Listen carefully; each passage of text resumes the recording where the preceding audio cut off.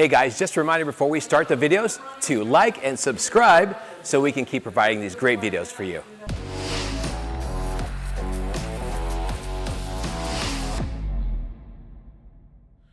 So Philippe, first of all, thank you very much for coming here. I know that you just have surgery and you're kind of under the weather a little bit, but now you're looking great.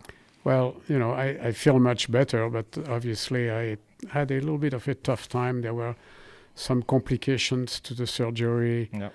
And unexpected, because generally it's pretty much straightforward, but now I feel much better. I'm very weak. Yeah. And then the bastards took my driver's license away. Oh, well, it was about time, right? Probably I'm paying for my sins, yes. Pay for your sins behind the wheel, actually. Yes. I heard a couple of guys who you drove to the museum, or just like slot car guys who run against you. Yeah. Philippe drives fast. They're always scared. So I guess it's a good thing for now. You have no license. Yes, but I always make it there. Yeah. Unlike people driving fast and crashing, Yeah, that's so. True. I have many questions, and I tell you that your name came to me when I was living here in the United States for the first time back in 2007, and you guys were kind of starting the retro racing program at Buena Park. And I saw your name, and I saw that you were the one kind of in charge of that beginning, at least. And that's where I started to learn about you. And there's a lot of legends out there, a lot of stuff that I don't know if it's true or not, and I'm glad that you're here so I can ask you. I know that you're not, you don't have 100% approval of everybody, which I think is a good thing. Yeah, who cares, right? And other people hate my guts. Yeah, well, there's people who hate me too, so that's fine. But that's the thing, like you have this legend behind you. And when I started to work for Scott, and of course I started to work for the museum, of course you're involved there. I know that you were involved here at Electrical Dreams at the beginning. I want to hear a little bit from you from this perspective, like how was your beginning? I heard that you work at Scalextrics UK. I know that you have a French name, but I don't know if you were born in France. There's a lot of questions. You're going to stay here for a long time. We'll have one water. You're going to stay here for a long time. Okay. Yeah, first of all, I was never a French citizen. I always was a Spanish citizen. I was born in Spain. And while I had a French passport for a long time because I was mostly raised there, I am basically a Spaniard. My mother was English. My father was half French and half Spanish, and was a friend of King Alfonso XIII. And actually, when we were kids, we had a huge Hudson Terraplane car that used to belong to the royal court. There you go. And that my father got somehow. And after that, we always had American cars because we were a family with a lot of kids. So we had a beautiful 56 Chevy, four-door sedan. We had a Ford Fairlane at one time. We had a 58 Chevy. 57 Chevy in France Yes. must caught a lot of attention. It did at the time, and my father got them all from the Spanish embassy in Paris. So that was a lot of fun. And then eventually, I grew up and got very independent from my family because none of the kids, all the kids were so different. I had no real rapport with my brothers or sisters, so I went on my own. And so since we are talking slot cars here, when I was still kid in 1957, I saw the very first Scalextric set in a department store in Paris. And I said, that's really cool. The cars were those tin plate cars. Yeah. And that was really cool. I really liked that. And I said, this could be a heck of a great hobby. And then I kind of forgot a little bit. And then when I became a toy designer, I was hired by the largest French company making plastic model kits, a company called Heller. And I was hired as a a design engineer, and for them I introduced model cars because they didn't have any. So 24 scale model cars of French racing cars, which had never been done before. The Americans like Revell and Monogram and all these companies, they were strictly making either German, Italian, or American cars, but the French were totally ignored. So anyway, that went well, and then How old were you when you started to do those designs? young, Like 17, 18? Or? just about, yeah. Okay. And but when I was a kid, I always liked toys. Toys have been a thing of all my life. Today, I collect antique toy cars, antique toy ships, antique, anything that's old and interesting, that's toy-oriented, not models. Toys, very different. Yeah, of course. So anyway, at the time, the company, that Heller company, became the distributor in France for Revell. And so Revell had the slot cars in the 1960s. And so they bought a whole bunch of samples, and I went like ballistic. I said, this is so cool. And this was just at the time, like about 1965, 66, when it was the apogee of the hobby. At the time, we were not really aware of how huge it had been in the United States, where over, probably between 5 and 10 million people out of a 200 million population were actually somehow involved with slot cars, a little or a lot. And there were over 5,000 raceways, hobby shops, raceways, whatever, big centers in the country. Yeah. And so in France, several big centers opened also with American product, of course, because Italians or German were barely getting started in this deal. So that was so cool, and I started racing. So and that we're talking about like early 60s? Or? Yeah, about 65, 66. Okay, mid-60s. And so I started racing seriously and became part of a quote-unquote home team for one of the raceways. And in France? Yes, in Paris. And started building the race cars and getting, and mostly out of available parts. I was not yet building my own chassis or anything. We would use dynamic chassis put together with clear plastic vacuum. So all the American companies were exporting to Europe to you guys, right? So the scene was about the same. So you were racing almost the same things that you were racing here in America. It was less technical as was already in United States, because in United States by 1966 you already had serious drag racing with some serious people involved. You had publishing companies like Peterson Publishing that had Rod and Custom Racing Series, which was the first professional racing series in the world, literally. And so we were not like that. Okay. But in 1968, and basically 2 years before I made the move to United States, we actually were invited to race in Germany for what effectively was the European Championship. And we had a team of 6 French people, and I was one of the guys. And I helped build the car. And the car is still at the museum today. Still the museum? We kept it. Okay. And we won. All right. And the crazy thing is that there were German teams, Italian, Swiss, Dutch team on a round-robin type deal on a 10-lane track, which was almost like a giant figure eight with a few, S's and whatever.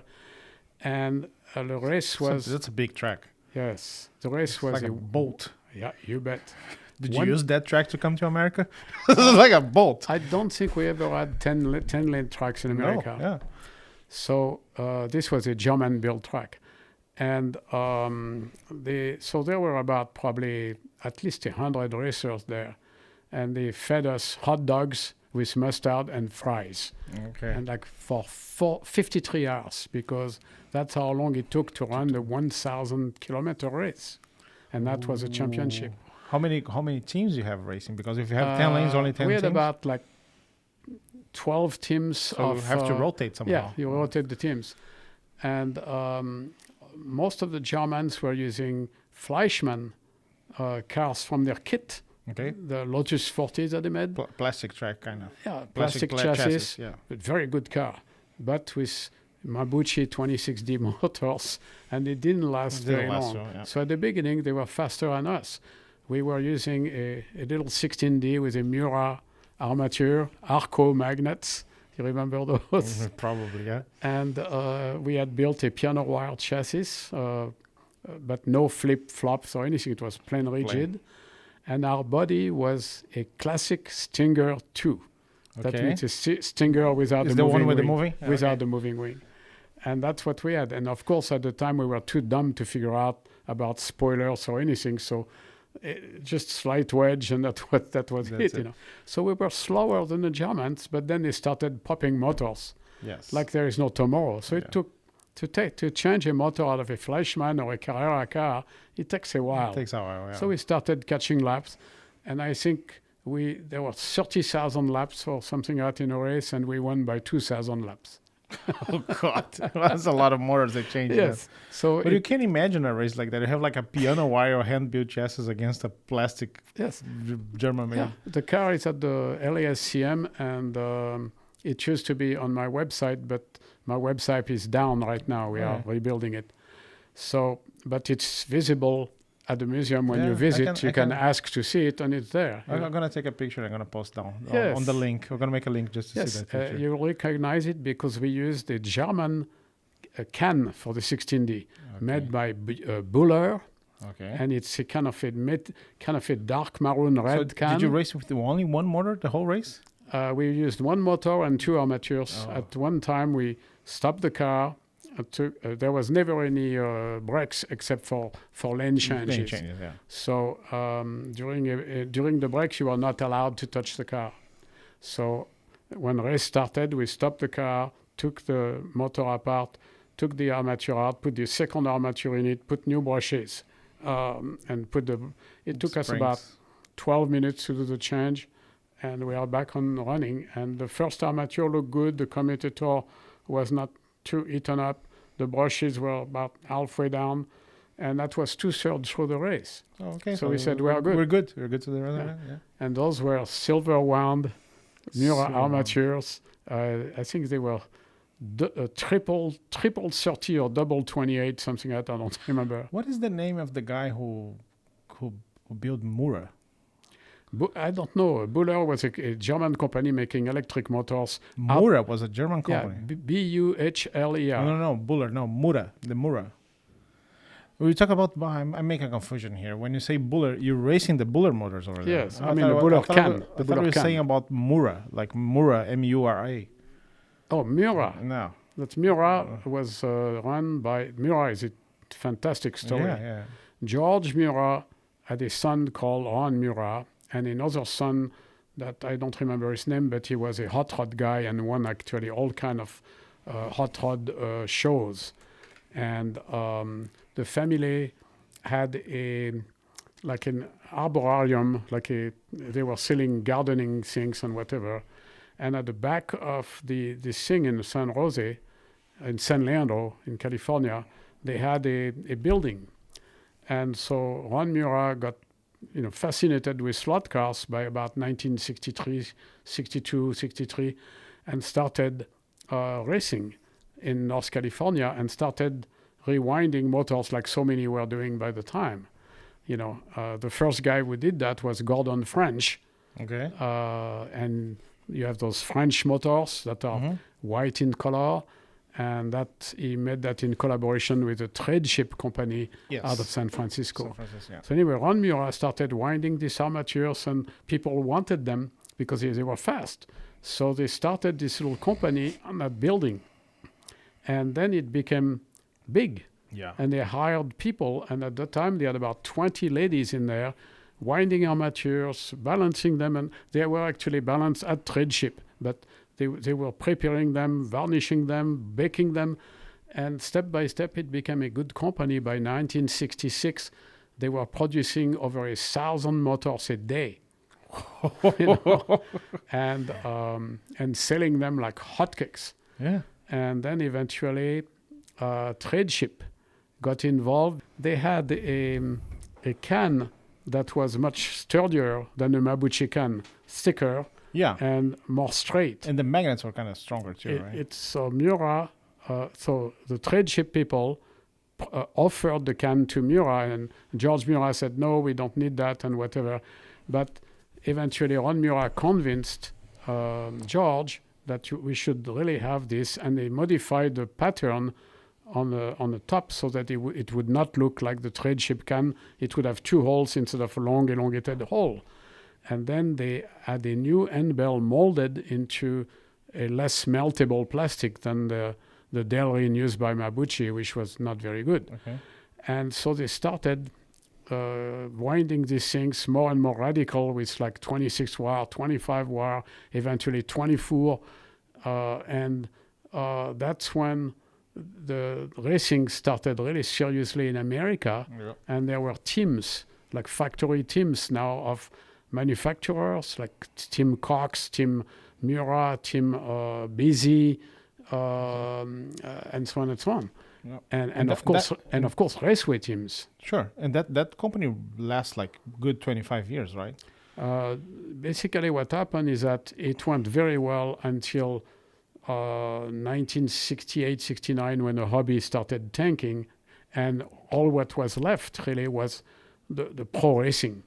And the hobby went back to what it started with, which means true enthusiasts building their own cars and now competing very seriously with more and more advanced machinery. Yeah. And by now the aerodynamics were quite involved. You were starting to have side dams and spoilers on the back. The bodies became more and more radical, and I am one of the guys who actually was guilty party on that because Doing the retro bodies and because of the Mack bodies, the MAC bodies. I designed those bodies.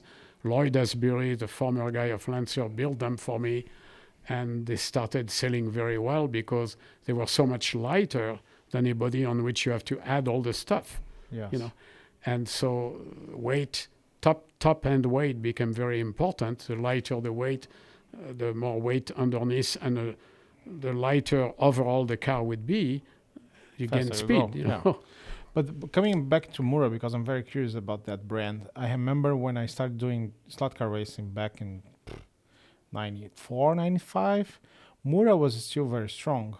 And the curious thing about this is that you put Mura in a role of brands like Trade Ship and BZ and Cox, but Mura lasts until hit like Cofor, Pro Slot, RJR, and other brands. So they're kind of in between these two phases of slot cars, but they still have. Yes. In the late 1960s, eventually the motor companies were three of them. That there was Revell. there was Dyna Rewind Okay. on the East Coast and the Midwest. Dyna Rewind were actually the best motors, but they were fairly insular in where they were. Dyna Rewind was getting their stuff, their blanks from Mura Oh. and the cans from Trade Ship. So they have Yes. a good product because of it. And They have the. they were also getting the Mura end bells. And so, but they were having the best armature. They had better coatings, they had better, and their motors were just better.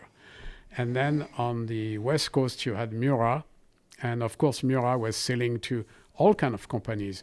They were selling their motors completely done to Cobra, Phase 3, back east.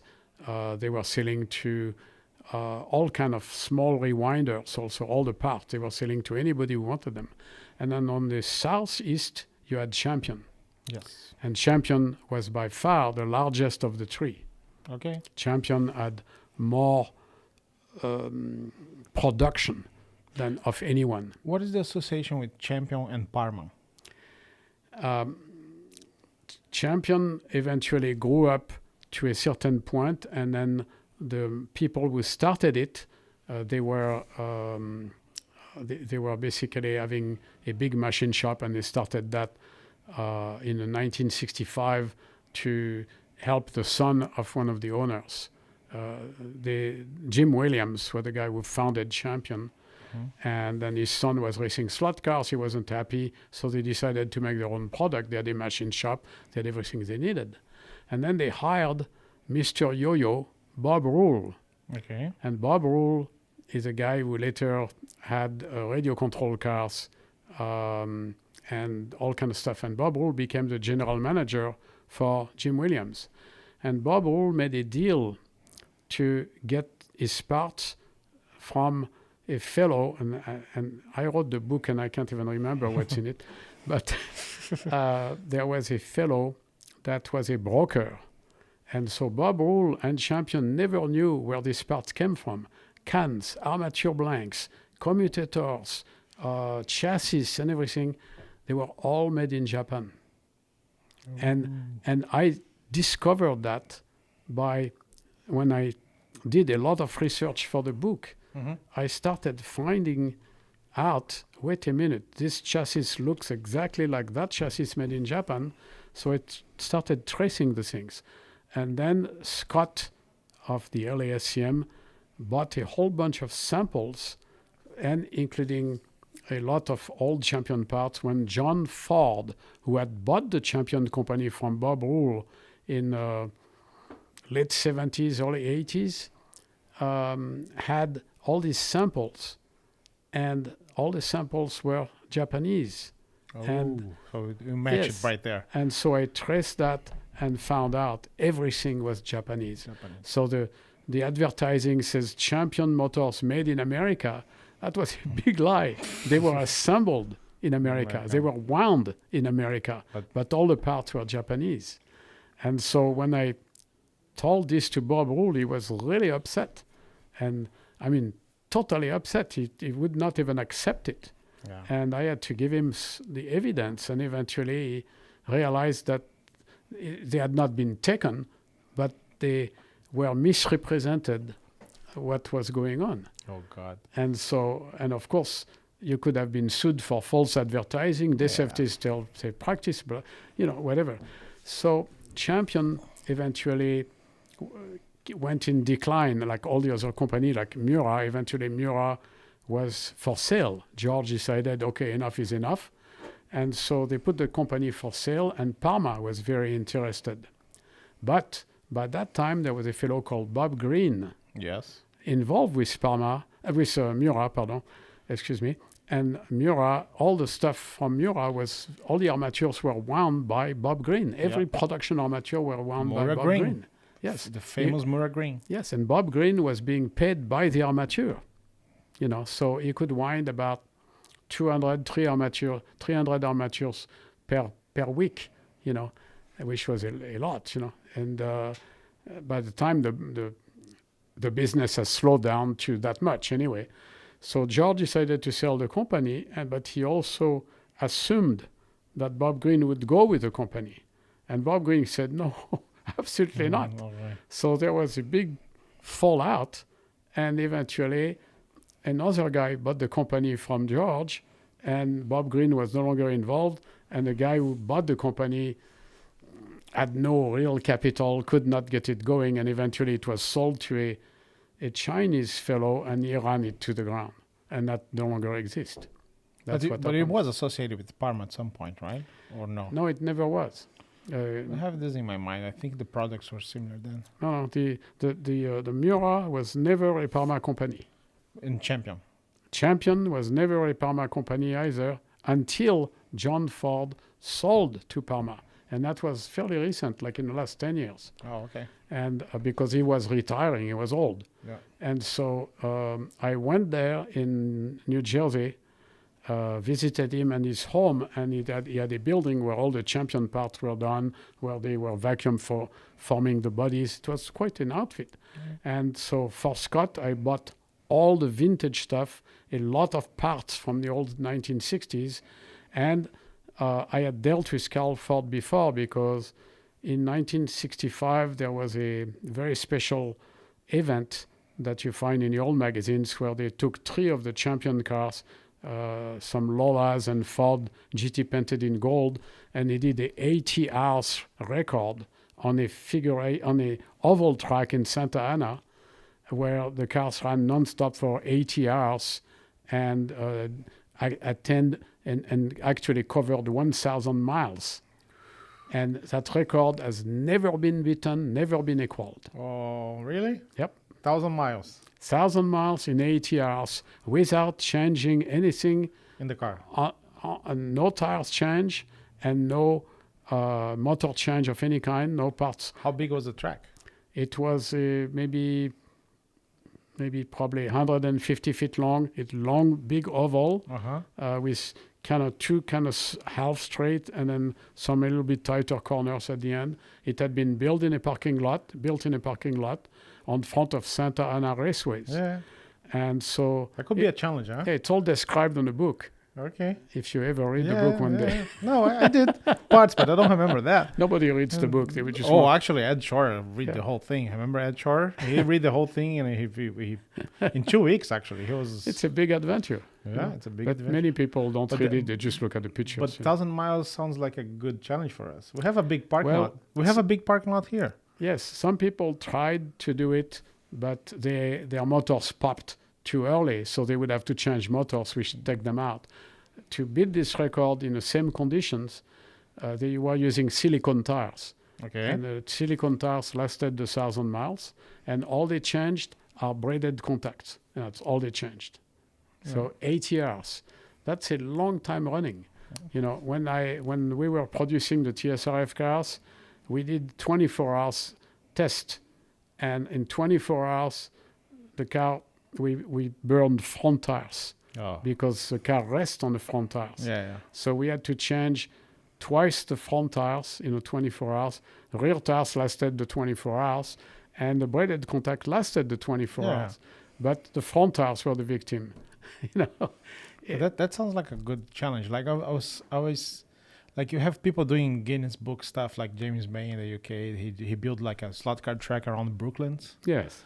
And they have the biggest slot car track. That sounds like a challenge. Maybe like a true American challenge. We could do the biggest drag racing. Yes. In a slot car. But that 1,000 miles could be another challenge too. Yes. I like this kind of stuff. Yeah. So when I came to United States in 1970. Yeah, good that you come back in there. Like I was holding for that. The first thing I did, because effectively I was racing motorcycles beside being my job of designing plastic model kits. And I had won quite a bit of money, and so I bought a house for my folks. And so I didn't keep much money for me, and I decided at the time there were some political things happening in France that were not good, and I foresaw the future as not so good. And in fact, the history proved me wrong, proved me right, I'm sorry. Right, yeah. And so I decided to take a one-way ticket, and you still could do that at the time. Yeah. And land in United States. That was in the 1970. Yes. Did you work at Scalextrics before that? I always had a collecting spirit, and by the time that I moved to United States, I had quite a collection of little die-cast toys, like Dinky toys, Corgi toys, things like that, and I abandoned it over there. But the minute I was in United States, the most urgent for me was to find a place to stay and a place to work and to earn money so I could pay for a place to stay and food, you know. So the first few weeks were tough. I landed, my plane ticket could only bring me to Bangor in Maine. I took a charter flight from Germany. Okay. And a funny thing, it was a DC-8. Remember DC-8? Yeah, Douglas DC-8. And that plane, you can see it in the movie Bullet. Okay.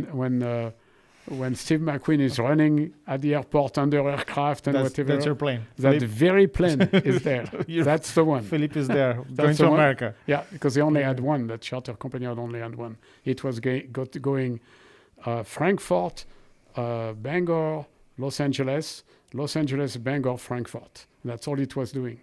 And so that was funny when I saw the movie. I said, whoa, that's my plane. my Literally plane. my plane. Am I in there? Yeah, and it was, I'm sorry, because in fact, when I say Bangor, Los Angeles, Bangor, San Francisco, Los Angeles. Okay. So it made 3 stops. 3 stops. Yeah. So anyway, Nowadays, you take a plane here in 10 hours in Frankfurt. it's a long flight. Yeah, but it's still 10 hours. Boom, So there. So anyway, I landed there, and I got out of the airport with a little suitcase and 1 change of clothes and $75, which in 1970 was still some money, Yeah, but would be maybe $500 today or something like that. maybe more. Maybe more. Maybe more. So anyway, I walked out of the airport and walked and walked and walked until I found a gas station, and it was open, and they said in very broken English, because my English was terrible. I was a bad student. I was more interested in toys. Toys. And so I asked if they had a job opening, and said, well, at the time, believe it or not, people still worked at gas station to pump gas in cars. Yes. So they hired me to do that, and I asked if I could sleep on a garage floor for a few days, and they said, yeah, sure, no problem. So I did. And then about like a couple of weeks later, I was able to pay for a motel room, Motel 7, $7 a night. Yeah. And eventually I said, this is way too cold here. And I decided, okay, I'm going to where it's warm. I had heard people telling me, Los Angeles, it's great, you'll see, you'll love it, and whatever. So I hitchhiked my way. Jesus. So the only people that picked me up were hippies in vans. Good company. Good Yes. company. Yeah, the girls were fantastic. They were all on drugs. Great. As soon as you're driving straight, right? Yeah, and they didn't drive straight. They would go like 200 miles, and then they had to drop me, and then I would have to hitchhike again. So, Another one. step by step, I made it to Los Angeles, sleeping in ditches at night, things like that. It's, I was young. I think that's fine. Nobody minded. And then you arrive in LA. And in LA, I landed on a place called Virgil Avenue and Wilshire. Okay. And I walked the street. Virgil and Wilshire, yeah. Yeah, and I saw a room for rent sign. I went there. There was an old lady there. And I said, I'd like to rent your room. And how much is it? And she asked me, do you have any references? I said, not really. But here I am, So anyway, I went there. And that's like Silver Lake. Sorry? That's Silver Lake, right? Yeah. The neighborhood Silver Lake. It's nice. No, I mean it's Silver Lake. Silver Lake. Yeah. Yes. And then I walk up the street, and there was some interesting there. There was Floyd Clymer publishing. Mm-hmm. You don't know Floyd Clymer, No. but Floyd Clymer is a very important person in the history of motorcycles in United States and cars. He's the guy who was paying for this fellow from New Zealand, the greatest Indian, the movie. Yeah. That's a guy who was paying for this guy from New Zealand to come and go to Bonneville and beat speed record on his Indian. And he had a publishing empire. He was publishing the yearbooks for the Indianapolis 500 every year. And we became pals. We became friends. And he was importing motorcycles from Italy and renaming them Indians because he had bought the name. Oh. Yes. Okay. So a lot of Indian motorcycles were Benelli or Laverda or whatever in Italy with stickers, And so we became pals and whatever. And eventually, a few days after I landed in Los Angeles, I went to an employment agency and said, I'm a designer and I need a job. And they found me a job for a company doing projects for various other companies, like a consulting company in Playa del Rey, next to Revel, which was in Marina del Rey. And so I got there, and to get there, I bought a little Suzuki 50cc and went by the freeways and back, and you were not allowed to drive on the freeway with a 50cc. Oh, okay. But that thing was a little rocket, so I never got arrested. Nobody. Okay. And so I was hired, and then they put me to work, and I was already familiar with slot cars, but they were working with HO slot cars for a project for Matchbox. Okay. So they said, we'll put you in And charge of this. That's 71, 72. 1970, about like May, June, something like that. 70. So So that was a roll. You came from France for a stop trip gas station, sleep at the garage. Now you design slot cars. It was an adventure. Good. You know? And there were Doing good so far. Yeah, so there were some hotshot there. There were 3 designers there that used to work one for General Motors, one for Chrysler. The third one was a guy who designed a Gremlin for AMC. Yeah. Yeah, He knew. Yeah. He knew by the time that he was Yes. doing shit. So, and he was obviously the least talented of the 3. Of the 4. Yeah. Of the 4. Yeah, one of them was Ira Guilford, and he's a guy who designed a 68 Corvette. So, after Larry Shinoda basic designs. So anyway, they put me in charge of that, and so I went and bought all kind of little Aurora cars, and the new Tyco Pro had just come out, and these cars had no traction whatsoever, and their engineering was very basic to speak of. I mean, they ran fine, but they had no traction, so they were just sliding everywhere. And said, how? So I started adding weight to them, more and more weight, and then the more weight you add to the rear, the more traction you got. Yeah. And but it was still not an easy thing to do, because what bodies would fit over there, and you had to have attractive bodies for the customers. So this company had a experimental kitchen which was circular and with a round table around. It was very, very incredible, and even the fridge was circular. So I was there waiting for my lunch to cook, and I was playing with traction magnets on the fridge with notes, and then it clicked in my mind. I immediately went back to the shop and said, do we have any magnets any place? And they said, well, we have these rubber magnets right here. And so, okay. And so I cut a piece and glued it on the back of our prototype car. And immediately the car had traction, and said, this is it. And you could pick up the car and you had said, this is it, it's got to be.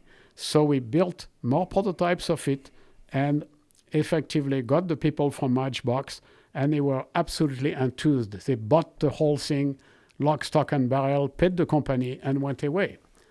3 weeks after it was all consummated and the company had been paid, we heard on the radio that the big Matchbox company had gone bankrupt because they were in big financial trouble.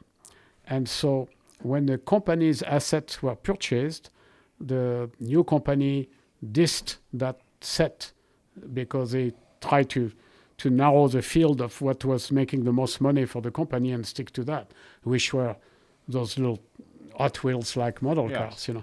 So no more slot cars or anything. So the Matchbox company here in America, of course, is the same as the one at Lesney in England, right?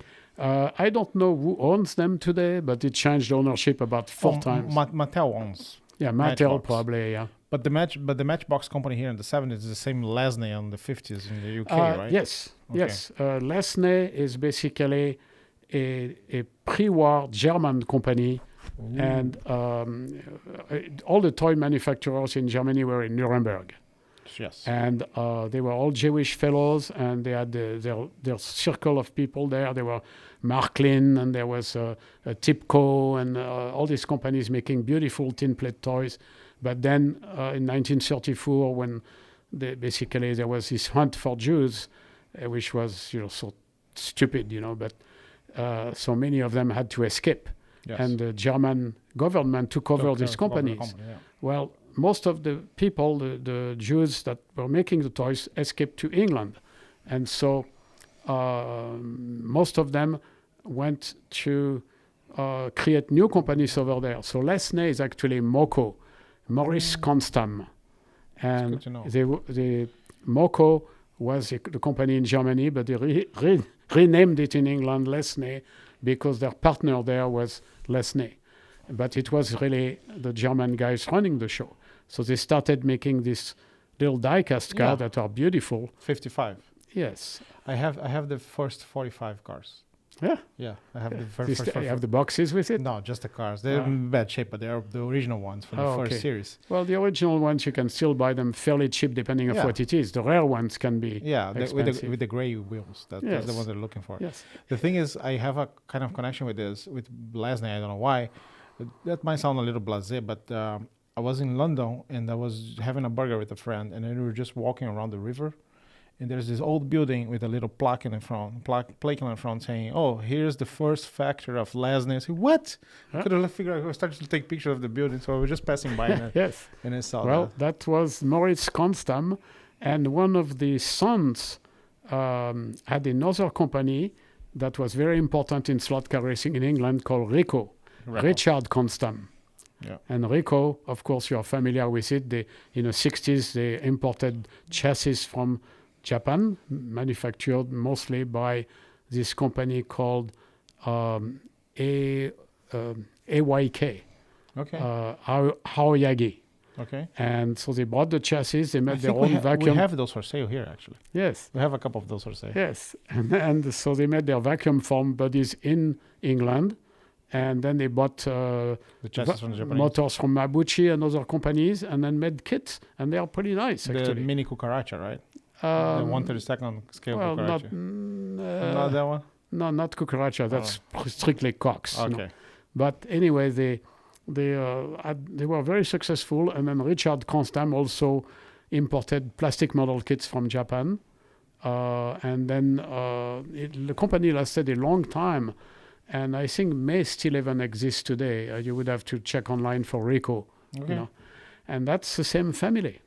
You know, That's and in my collection of antique toys, there is a tin plate car, a Moko, made in Germany in about 1933-34, and it's about 10-inch long, and it has a little piston engine that works, and you wind it up, and the car rolls, and the pistons go up and down on the front, and it's a cute little thing, you know. And that was the toys from Maurice Constam, the grandfather. That's pretty cool. Yeah. The guy who Yes.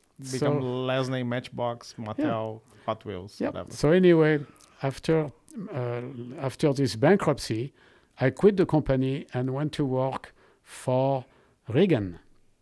Al Reagan was making wheels and tires for most of the slot car companies that were surviving. That was in Van Nuys here, right?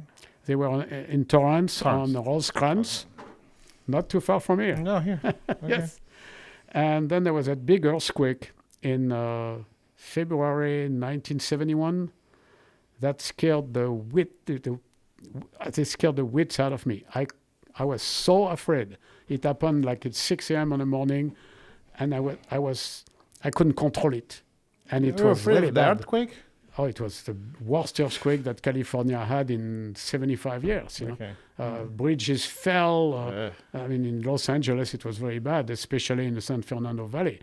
People got crushed under the freeways. And Talking about earthquakes, you know that Scott has some sort of a trauma with a Northridge one, Northridge. The Northridge, Northridge. 85. That's- Scott was living in an yeah, apartment. but that was nowhere near as bad as the one in 91. I'm gonna put you in guys 71. I'm gonna put you guys against each other to discuss earthquakes because he was really afraid of that thing. Yeah, and so I got a little bit panicky, and after I was hired by Al Reagan and his partner Dick Megagorak, nicknamed Magoo. That's why you have Magoo and Hurricane Tires. And Dick Megagorak was a hot rod guy and winner of many awards for his hot rods, which were fantastic.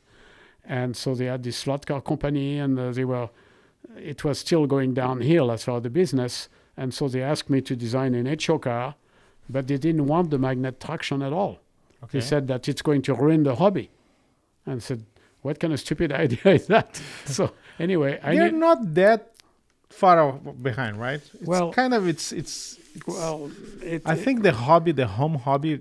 We're glad that you have the magnets, but yes, I know what you're saying, but if it wasn't for magnets, slot cars would be dead they'll today. be dead today. Yeah. So anyway, I needed the job, so no magnets, fine. So they asked me to design a HO car with the type of tooling they would produce. So it had to be brass because they were already making stem brass chassis. So I made a two-piece chassis, straight one-piece base, and then a floating body mount on which a body would be punched and then clipped on it. And then we used a standard Mabuchi STO20 motor, which was basic HO motor at the time, like the Taiko Pro motor. And we got those cars out, and they were quite successful. We sold a lot of these things. Then they had this guy called Brimhall, Gordon Brimhall, to make the bodies. So he started making all kind of hot rod bodies with Dick McGugarak. Plastic bodies, right? Yes, and those are so collected today by HO enthusiasts because there are not that many that survived. And so the mint hot rods of that series are highly collected. I've seen eBay prices going over $1,000 for one. And I go like, whoa, you know. I should have kept some. Yes. So they have my payment in cars. So anyway, I couldn't patent my magnet idea because Lionel Trends had a patent for the wheels having traction magnet. And the patent office would not recognize the difference between the two. Trains and the cars. Yeah, so they refused the patent. So anyway, after working for Al, I went to work for Dynamic to make their HO car and an angle winder. And then the prototype was great. The production car, not so great. It was really terrible. So the angle winder was a guy here in Southern California who invented it, is true, right? The guy who invented the angle winder was a Midwestern club racer called Moody. We have his cars, his original car in the museum, right? Yes, we have and some his of original his cars. box too. Right? Yes, and what happened is that by the time he invented that, the 26D motor, which everybody loves, had been in production, and he started making those cars using the 26D because they were so fast. But it's a fat motor. Yes.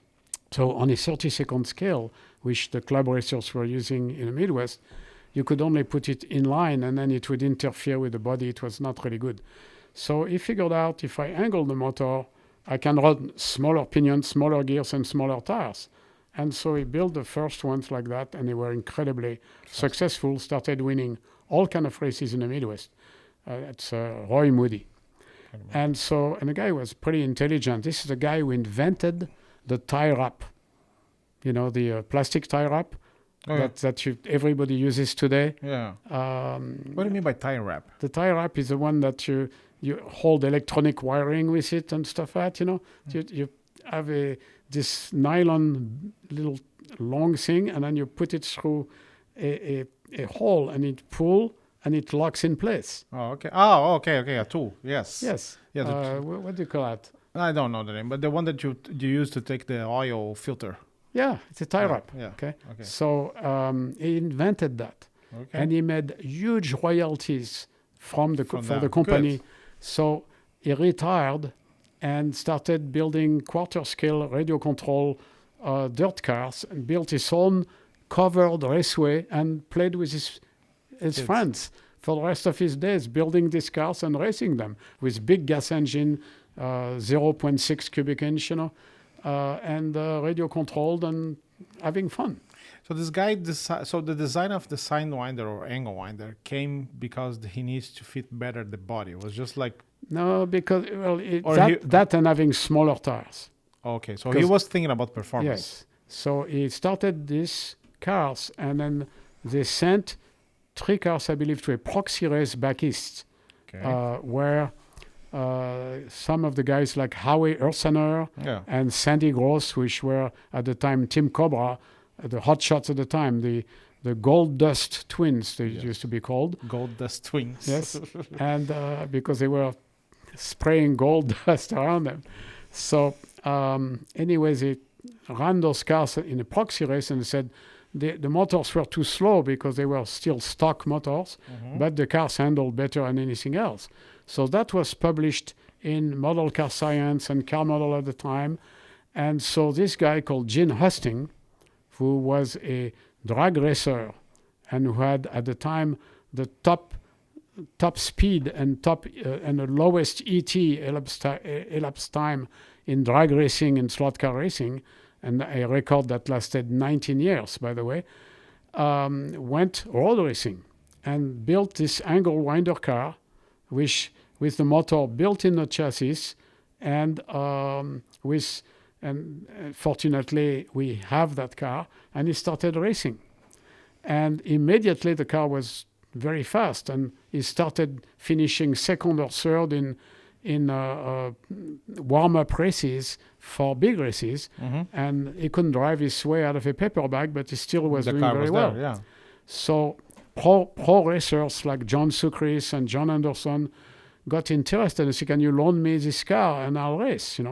And so Hastings said, "I'll build some more," and so he built 2 more cars, just like the first one, and loaned the one to John Anderson, and John Anderson won 11 weekly races in a row with it.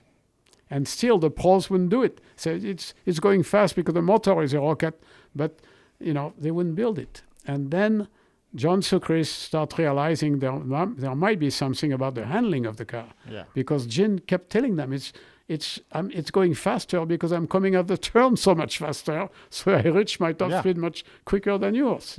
So eventually these guys were teenagers. Sure. So when you are a teenager, you really are not that smart. Okay, let's face it. And you learn. We have several pictures of them here. Yes. Tori and and they were Howie. kids. Mike Stubbe, all these guys were kids. Warmack. Yes, exactly. Brian and whatever. But Brian was always a craftsman, not inventing things yet. That went later, but he could really build things very well. And so literally the day before the big race in April 1968, they all decided we got to build those Sidewinders. And they called them saddle Sidewinders. Saddle. Yes. And but they were not called angle winders, they were called Sidewinders. So during the whole night before the race, Keith Tanaka built one. Mike Stubbe built one for him and one for his brother, but Terry Schmid kind of built one in hacking and inline. That's the biggest craftsman right there, Terry Schmid. Yes. Right? Yes, Terry Schmid was, he ended up to be Rod and Custom champion and car model champion. Yeah, his chassis are just unbelievable. Oh, just beautiful stuff. He was really good. So everybody was building chassis on the night before the race. Yes, so they started building this chassis, and here comes from back east one of the biggest, fastest slot car racer that ever was, with these inline cars built by Bob Emmott called the Batpan cars, because they had those flip-flop Batpan. Like that, And for the sake of me, I can't even remember this name right now. It's in the book. Okay. And he came and he said, "Well, it doesn't matter about all your fancy stuff. My motor is going to pull you 10 feet down the chute, and that will be the end of you." And he barely qualified, of course, for the main event.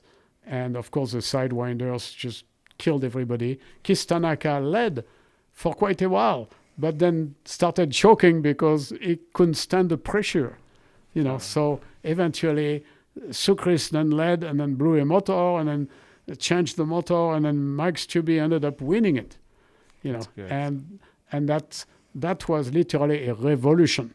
Immediately after that date. Immediately the telephone started ringing because that was the only form of communication. There was no internet. There was, so the phone calls between west and east and west and south and whatever, and everybody started building angle winders. And so... And this race was 68. So April 68. Coming back to your timeline, you told me that at 71 you were hired by Dynamic to Jim and Amick to build the Sidewinder. Yes. So was that the first production Sidewinder chassis? Yep, it was. So it took like 3 years for the company to realize that you need to do a Sidewinder. Yes, it was the first production angle winder, other than... That's a long time. Wait a minute. Other than... Let me see. This was in 1971. So there were already a lot of angle winder chassis by that time, but they were not really production. They were handmade. Yeah, that's what I'm telling you. Yes. Like it's a long time, 3 years for the companies to realize. I thought that back there, people were racing more production stuff. So the companies were more connected with the trends. By 1969, Champion had production chassis, but not complete cars. They had chassis made in Japan, angle winders, and but they did not quite have cars yet. Their production cars, the complete cars, not in kit form but ready to race with angle winders, date from 1971, about the same time as Dynamic had their HO car. So who was first, I don't know actually. Okay. Yeah. So you're there designing the Sidewinder for Dynamic, and then what happened next? And then I left Dynamic because it was going into radio control racing. For them, slot cars were dead. So Dynamic went into a partnership with Buzzco. So they had Hy Johnson of Dynamic and Buzz Cohen of Buzzco allied themselves to try to save their businesses. And so they started importing Heller kits from France because AMT was no longer involved. AMT had been importing Heller kits, including some I designed. It was funny for me to see them in American boxes.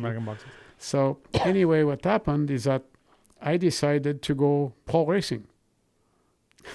Literally. You could still make some money if you would win pro races. You'd make $100 or something like that, which was a lot of money, because everything was going in a pot. You had an entry fee and whatever. So, and then I started building chassis for people. And so I progressed very rapidly. I was a protege of a guy called Lee Gilbert. Lee Gilbert was a very good pro racer, a former world record on the Blue King track in early 80s. He passed it like 5 years ago. He passed away, right? yes. Yeah. His daughter still races slot cars. And so he and I went to 2 pro races back east, one in Nutley, New Jersey, and one in Pittsburgh, I believe. A Coca-Cola race where you could win $1,000. Joel Montague won that one. So anyway, we went to Nutley, New Jersey in my car because Lee Gilbert had a 58 Buick.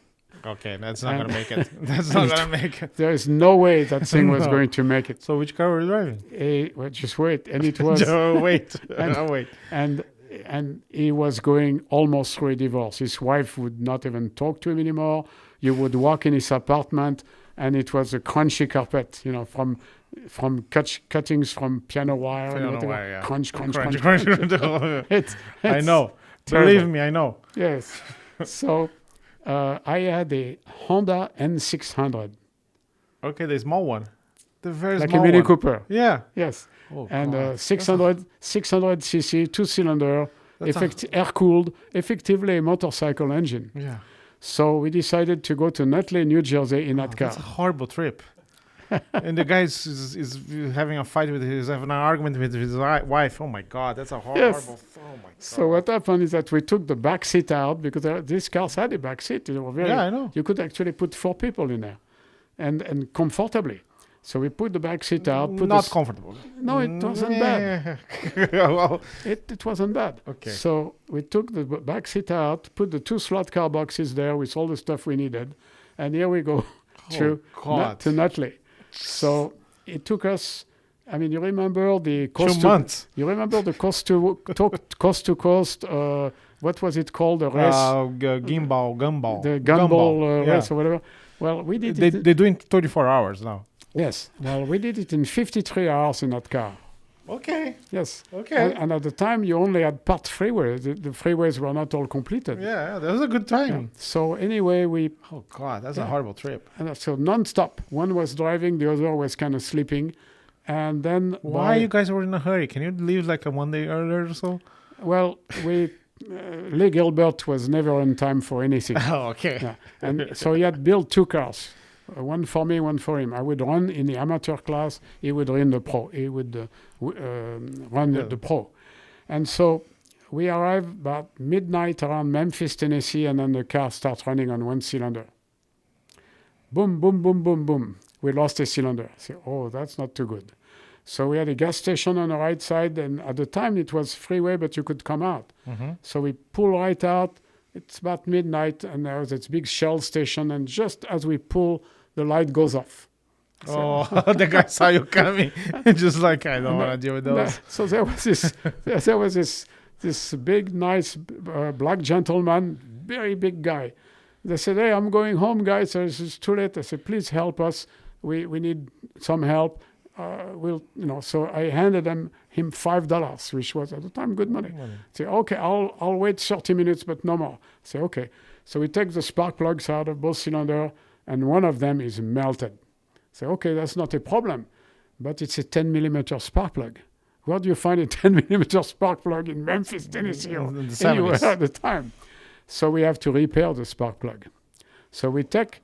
Open the boxes. Yeah, open the boxes, go in the back shop, and they had a welding torch. Okay, good. So we put the spark plug on a vise, filed the old electrode completely off, cleaned it up, cleaned inside, and blew Take it a piece up. of her chassis. And then 1/16 piece of piano wire, vertical, welded it, then let it cool a little bit, then heated it, curved it, Dremel tool, and we had an electrode.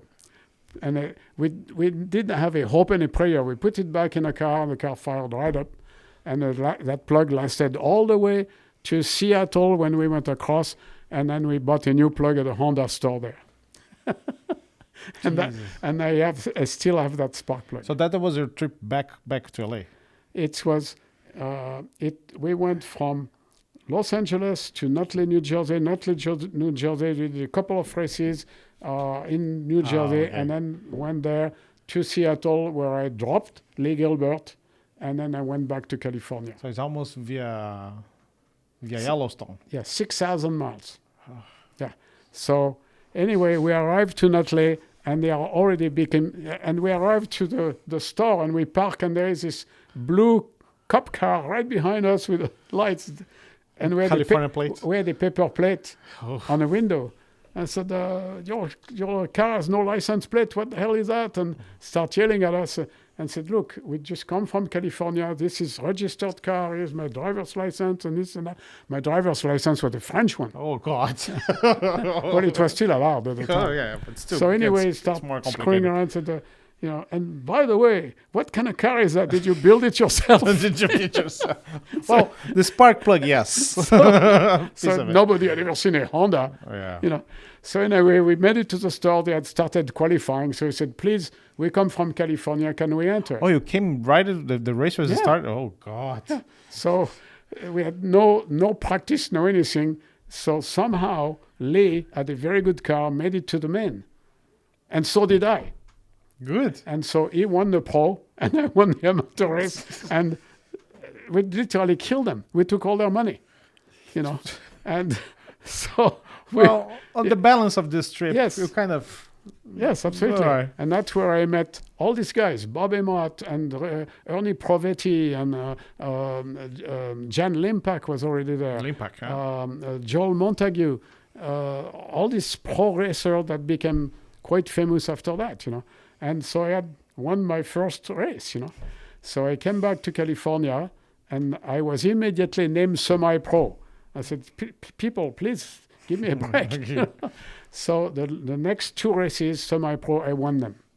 I built cars, and I had invented a new system to get the front end more flexible.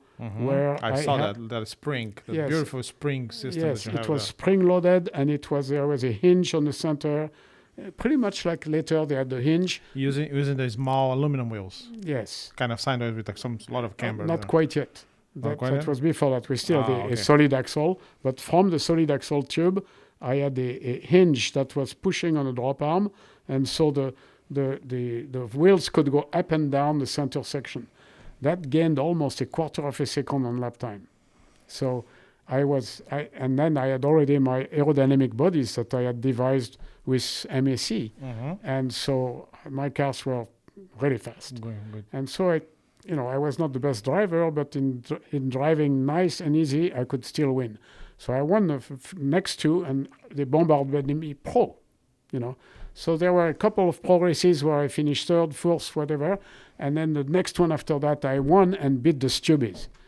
And it was on a king track at Long Beach, at the Long Beach Raceway. What was it called? Speed and Sport. Speed and Sport. Yes. And so by that time... And where were you living by then? I was living in Los Angeles still with the same place. But I was moving to Santa Ana because I wanted really bad to work for Dan Gurney, at Eagle. And so I had gone there, and he said, yes, I'm very interested, come back and I'll get you a job, So I was just in a transition. So we go to this raceway for a big pro race just before the 1970, this was in 1971. So I built a car, and by that time... That's a very intense 2 years for you. Yeah, very busy. So I had about that time, Bill Stubbe had picked me up as a team member. Okay. And for me, that was great because I didn't have to build my motors anymore and my tires. So tires and motors are very important. So all I had to do is concentrate on building the chassis, building the car. I had completely reinvented the controller by that time and built my own controller with an aluminum frame, which Parma bought from me eventually. That's something that I'm going to talk about later. Yes. And so I basically started this race, qualified for the semi, won the semi, then went to the Pro Main, and immediately my car got bumped by another guy, fell into the middle of the track, and he wouldn't stop the race. And eventually I started screaming high enough to, would you please stop the effing race so that I can get my car back?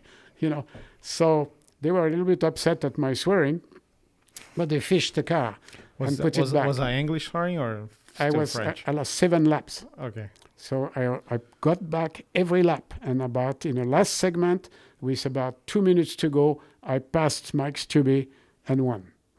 And the Stubbe, the brothers, Bill and Mike, were not happy. The father was all smiling. But the brother, Bill Stubbe, several times stopped in the banking, tried to get me. You know, and I had to be very careful driving by him because I knew he was after to protect his brother.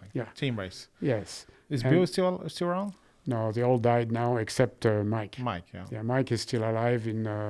He's in Long Beach, but he's no longer involved in slot cars. He's a bipolar character, very nice guy. But, you know, his father died of cancer, his brother died of cancer, his mother died of cancer. You know, just do you think that I can invite him to come here? I'm sorry? Do you think that I can invite him to come here? Possibly.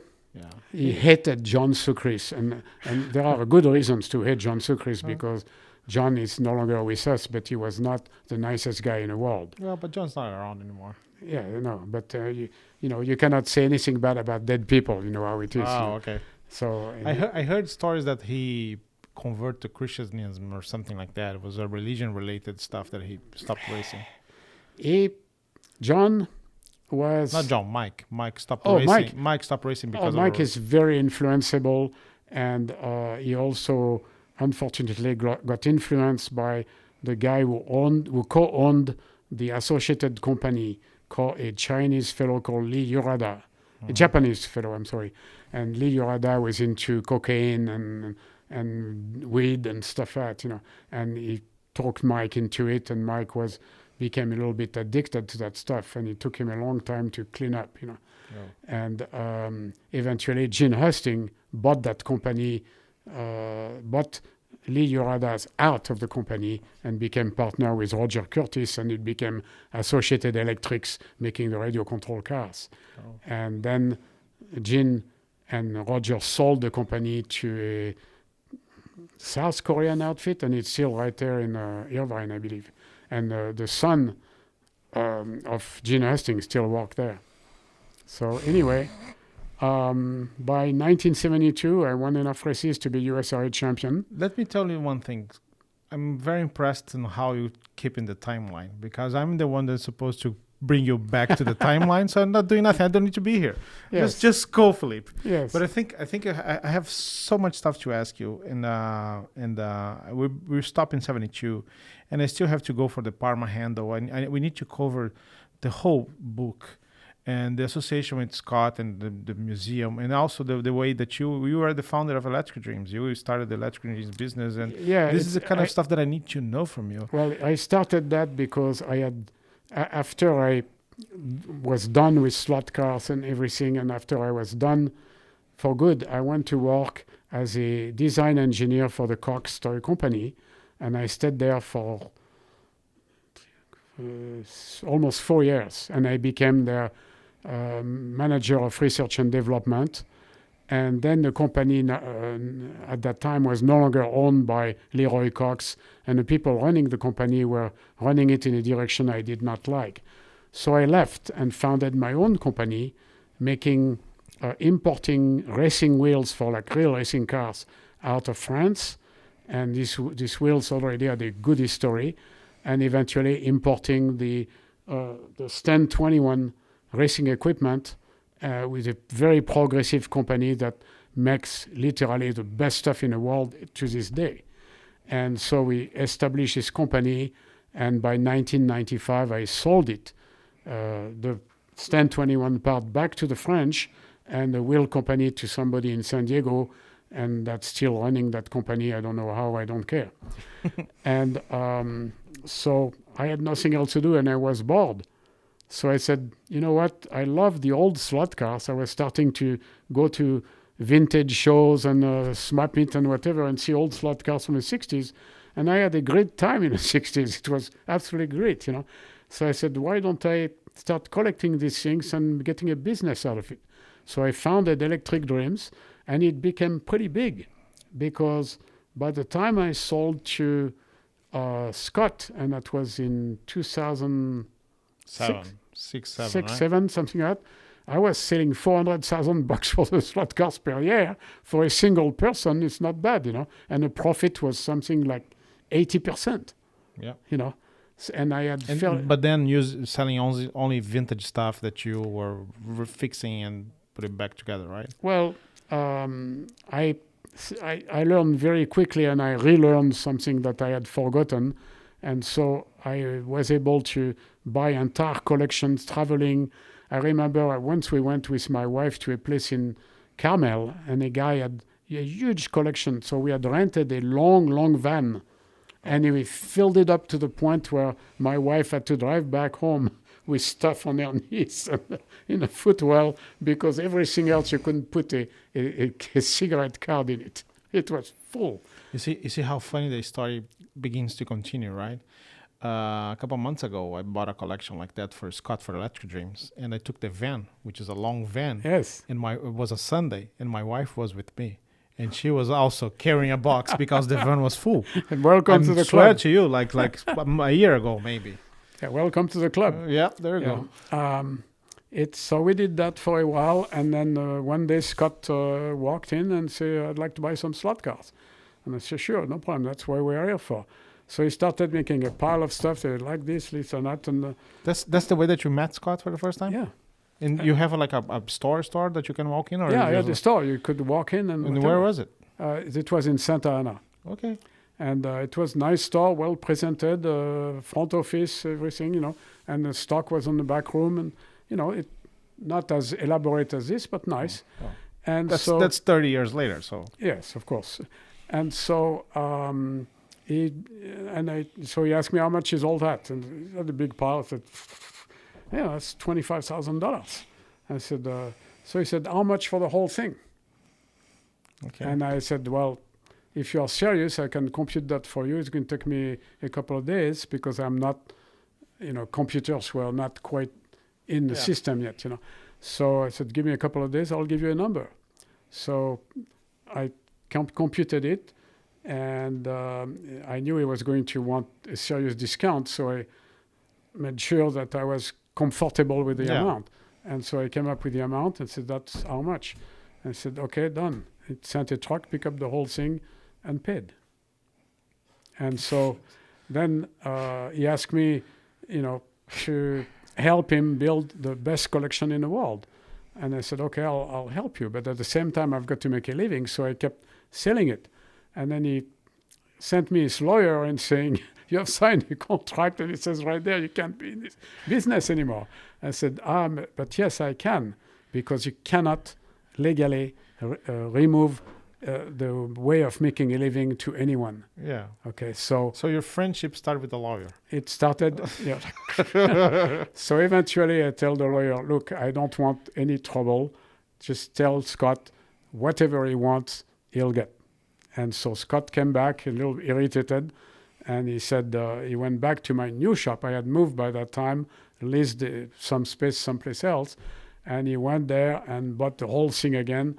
That wasn't like 94, 95. 98 when he bought the first stuff. Okay. And then 2003, I believe, when he came back.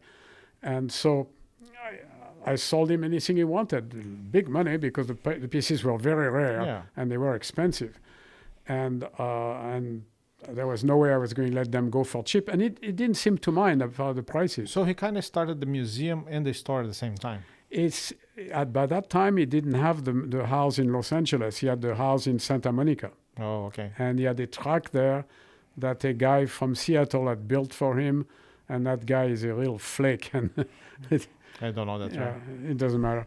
Anyway, so then he came back and said, I want to hire you to work for me. And I said, there is no way I'm working in Los Angeles. You know, I live in Newport Beach. I like it there. You're not making me work in Los Angeles. So he said, literally, write your own contract. So I wrote a 20-page contract of what I really wanted. And he had a couple of changes, and that was it. So I had a 5-year contract with a 1-year option, and that's how we started. And I have never, while we are off this contract now and I'm free, I still work for him as a part consultant, so that anytime he wants to buy something, he asks me, and I tell him, don't buy this because this and that. Or yes, you got to buy this one. I'm on that mailing list. I know. Yes, and it's especially important when I see something online myself, and I tell him immediately, get on a stick and buy this. Put a bid for $20,000 to make sure you buy the $300 toy and make sure you have it. Have it on the museum. So you see, Carlos, we need to call Philippe when you need to negotiate your raise. So what we need from you right now is to go to your Brazilian friends and get the early 124 scale Estrela cars. Get the 124 scale Estrela cars new in a box. Yeah, you should not advertise And this. It's going to be much expensive if you say something. It doesn't matter. Money is no object. Yeah, I know. You know, we'd pay more than anybody else. Yeah, I need to go there. I've been trying. There's a guy who passed like 2 years ago. I don't remember his name, but he has this whole full collection of Brazilian slot cars, all the sets they ever made. That's what we want. Yeah, and we really don't care that much about 1/32 scale. Yeah, because it was really not that much used in the classic days. And the LASCM, that museum, is not about 1/32 scale or HO. It's 124 scale commercial racing on commercial raceways in the late 1950s to the late 1960s. That's the focus. Okay. And we love 32nd scale cars. We have all the monogram and a revel and everything. We love 32nd scale cars, but it's really not the main focus. So you guys have been building that collection. So, okay, it started with this big purchase from you and the purchase of Electric Dreams too. Yes. And then you've been almost for 30 years now. No, 25 years now. Yeah. And you've still been active buying, right? Yes, because a collection like this can never be complete. One of the main reasons is there is so much. And even like in the 1960s, when companies were producing cars in a quantities like 1 million for one model, today they produce 5,000. It's extraordinary. No, now we are 500. talking about 1 million. Yeah.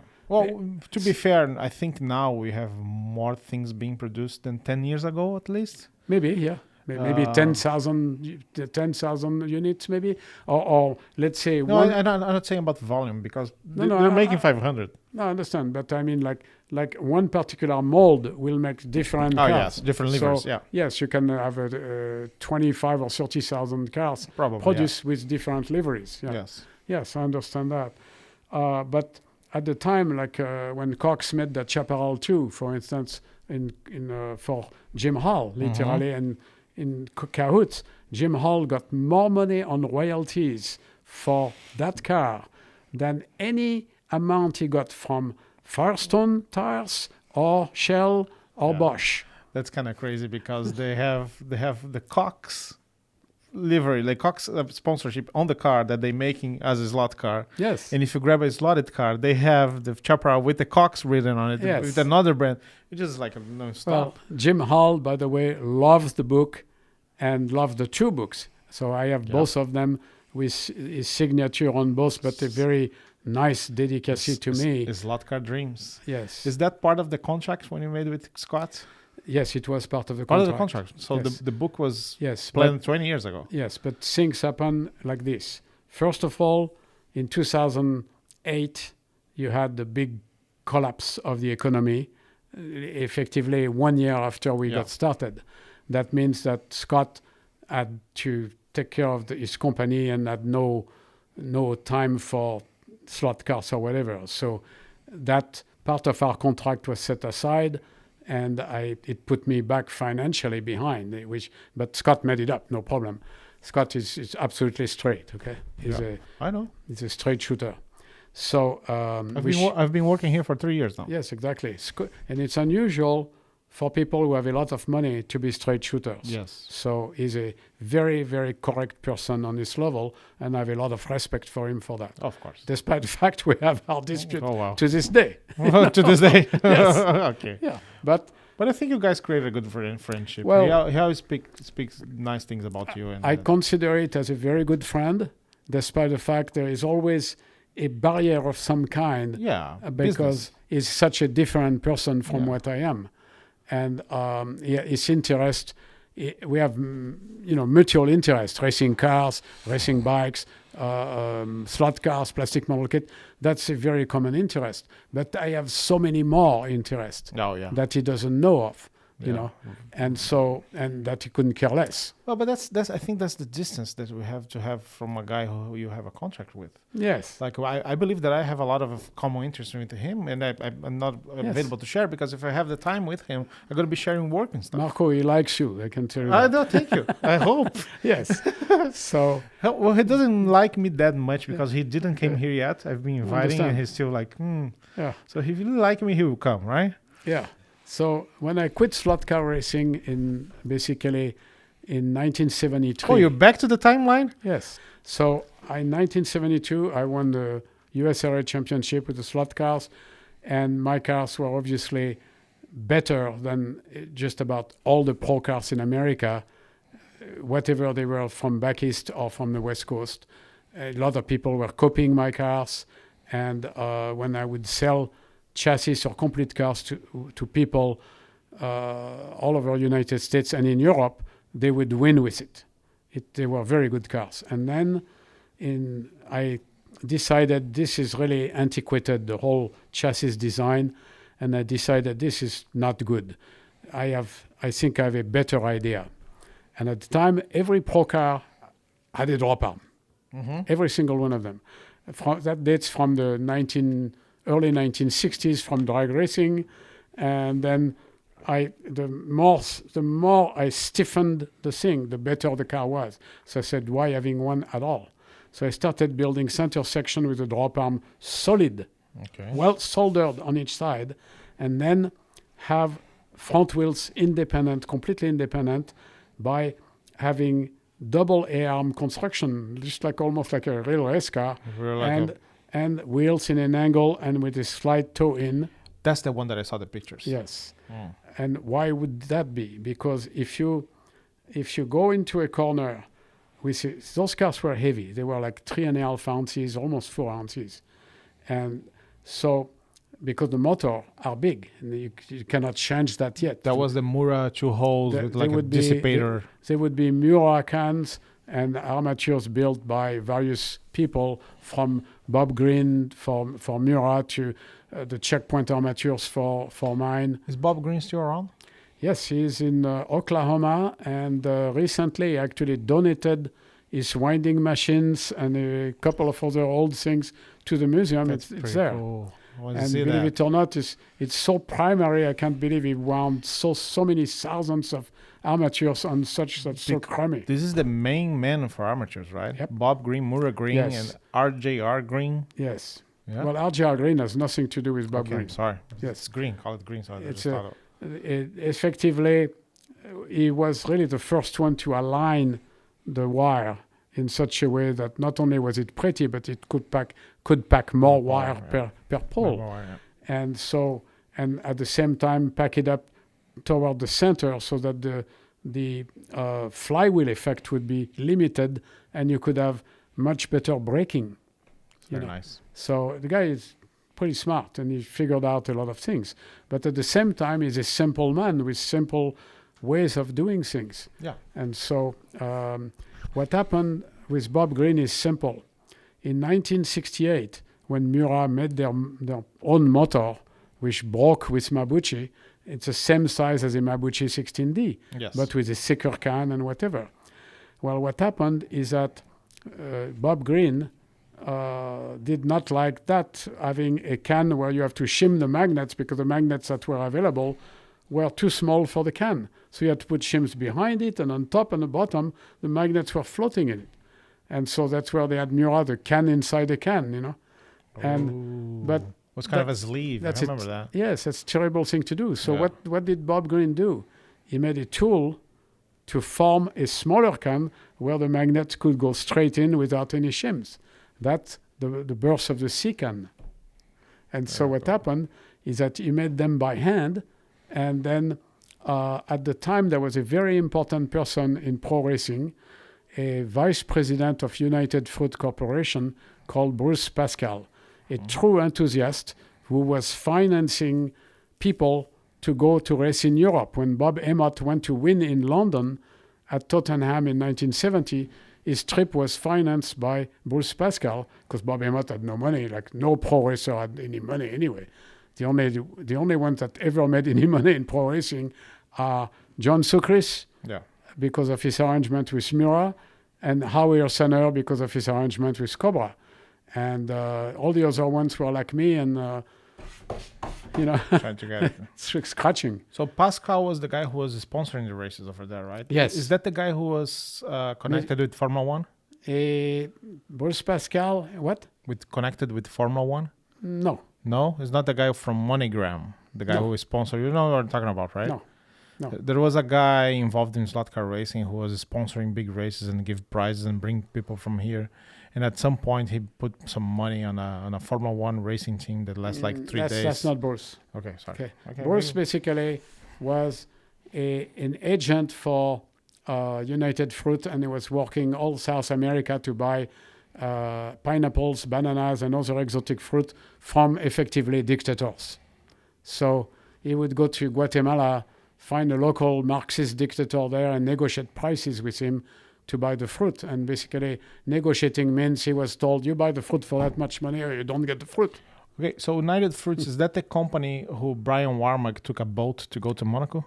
Yes. Yes. Bruce Pascal. That story. Bruce That Pascal. story kills me. Yes, he had a flotilla of books of boats, and people like John Anderson, Brian Warmack,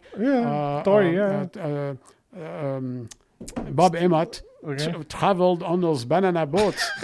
It took them like 3 weeks to make it to England and whatever. Then they went racing there and were very, very successful. Yeah, I've And never connected because when Brian came here, I knew that story. And then Brian came here, I was trying to get more of that story. And so, United Fruits, I took the United Fruits boat and he just jumped at it. So I couldn't, what is it, United?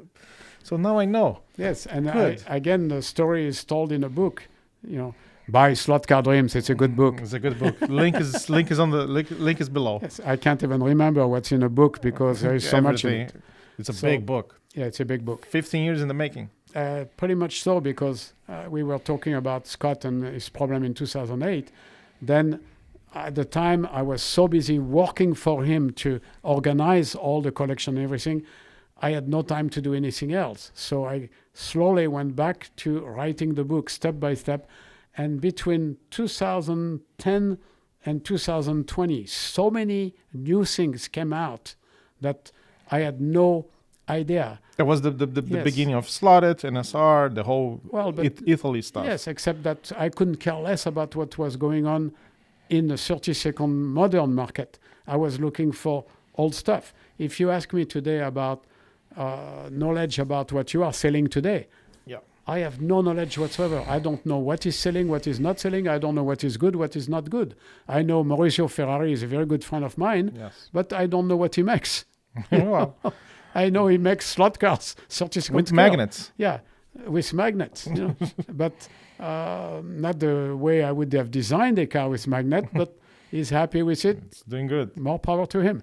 So, and I think those guys, and just to stop a little bit here, I know that people are going to complain that I'm interrupting, but I think those guys from that era in Italy, like 2008, 9, 10, especially the fight that they have between Yes. NSR and slot.it, and how they Between- got competitive. Between Noviello and Noviello and yeah. Mauricio, the way that they got competitive, it's a big thing for us now. That's why we have the market as big as it was Yes. a couple of years ago. Yes. So I think Yeah. that those two guys were very important for what we have now. Yeah, NSR and slotted definitely are very important Yeah. in this level, and I understand that. Yeah. And of course, NSR was my distributor for the TSRF cars in Italy and bought a lot of cars, you know.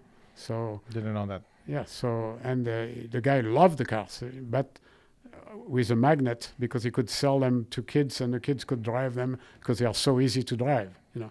They are not designed to be not magnet cars, but they run very well without the magnet. Without a magnet too, yeah. Yes, but they were now it's a 22-year-old car and it's still very Still very nice. positive, yeah. So anyway, We're talking about the Pascal guy, the United Fruits guy. So Yes. this guy was going... Noviello. No, before that, when I stopped you, because people are going to complain that I was stopping you, but before that, we're talking about the Pascal guy who was... Oh no, in, Bruce Pascal Bruce was a true enthusiast, and so Bruce Pascal, this was in the late 60s, early 70s, and so he organized races in California and sponsored races like the Western states, which had the highest entry in 1972 and 1973 of any race you have ever seen. They were like something 350 entries between the amateur, the semi-pro, and the pros, and it took like 3 days to qualify everybody and get to the pro men. And in 1972, I built 2 cars, one for Earl Campbell, who was the hot shot at that raceway called Speed and Sport, and Tim Mura, and for me, who was basically the semi-star of Team Checkpoint with Max Tubey. Max Tubey, by that time, was starting to not like me at all because I was going faster than he was, and he was getting distracted with his light drug use, you know. Mm-hmm. And so, and he was starting to, and he was literally forced by his father to slot racing. He couldn't care less by that time. And so that race went really well for me.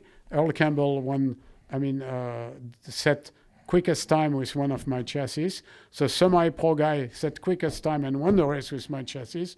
And the raceway owner beat his own track record with a car I built for him. And that car survived, and I restored it for the museum. It's in the museum with a new body, but it's painted exactly the same and done exactly the way it was, and with a nice background on the back explaining who the guy was. Because that guy was in a wheelchair, completely paralyzed, except for his thumb. Same. So he was driving with his thumb. And he was able to beat his own track record with the car I built for him, so it's kind of neat, you know. Oh. So I ended up winning the Pro Man after a terrific battle with Earl Campbell, and that's when I was approached by Ken McDowell about my controller. Because my controller was... Was his name Kevin? Kevin McDowell? Ken. Yeah. That's the Parma guy. Yeah, but he was a very smart guy, unlike his son. His son ran the company down the drain. Yeah. So... I think it's just inherited too much money. Couldn't care. I don't know. We don't know. His son just wanted to go to the beach. Yeah. And The Parma thing was very big to me because when I started doing slot car racing, Parma was the brand. yeah, they were the biggest brand. Yeah. And Because Ken McDowell was very smart, good businessman. He was he had a raceway in Parma, Ohio. That's why the name. Yeah. And he organized the 1972 Nationals there. The building's still there. Yeah. The building's still there. Yeah. And and then he started making all this product, and he was making a lot of money. Yeah. And before other people came in, what's it called? JK? JK, yes. Yes. And that became a real fight between the two, plus champion they were like a trifecta for And we have Trinity too. Trinity was kind of in the same, and Trinity was similar to Parma because Parma also was doing RC stuff. Yes. Yeah. Yes. Were they making more money out of slot cars or RC? Slot cars. Really? Yes. Because they were making all the controllers for everybody, including RC. Because the RC people were taking the handles and the frame and modifying them to have a steering wheel and whatever for a long time before companies made specialty stuff. So Kevin McDonald approached you to see your controller. Yes, so asked to look at the controller, and by the time the controller had been 1/3 of the weight of a normal controller, totally cool, absolutely no temperature in your hands nor the trigger, when everybody else was like they were smoking. Thermostats and stuff like Yes. that. I remember that. Yeah. And so he said, I'd like to buy the controller from you and to put it in production. I said, I don't see why not. So he offered me.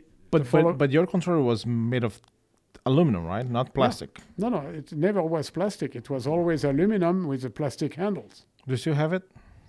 Actually, it's in the prototype of it is in a museum, and there was one more prototype that I gave to Parma, and that prototype, which is signed by me, was in a collection at Parma, but God knows what happened now after McDowell shut it down. But that's so I built 3 or 4 of these altogether. There is one in the museum. I need to see that. So I still have to resolder the wires to it. The wires are out of it, but it's completely original. So the thing had an aluminum frame that was putting a heat sink on a resistor. Yeah.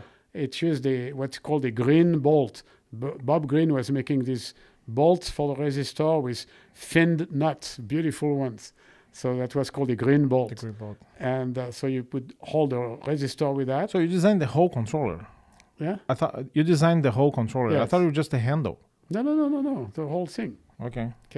And then I had a stainless steel axle with ball bearings for the trigger. Yes. The trigger was magnesium, and then had a plexiglass trigger finger, and then just a lever with a button for resistor.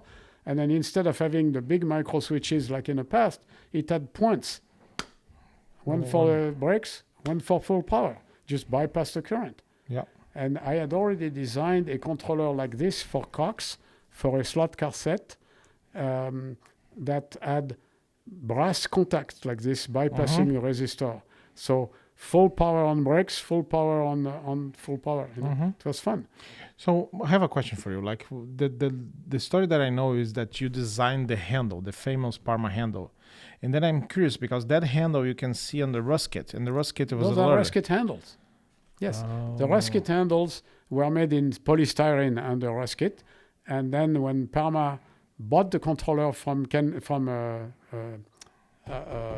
Russell, it had a steel frame, and that's on a steel frame that people like John Gorski welded, soldered a brass plate on which they put the micro switches, and the damn thing was really heavy and very hot because you had literally the heat went from the resistor straight into the trigger. So basically the Parma controller that we knew from the 80s to 2000s, it's your guts with the Huskit handle. Yes, exactly. Got it.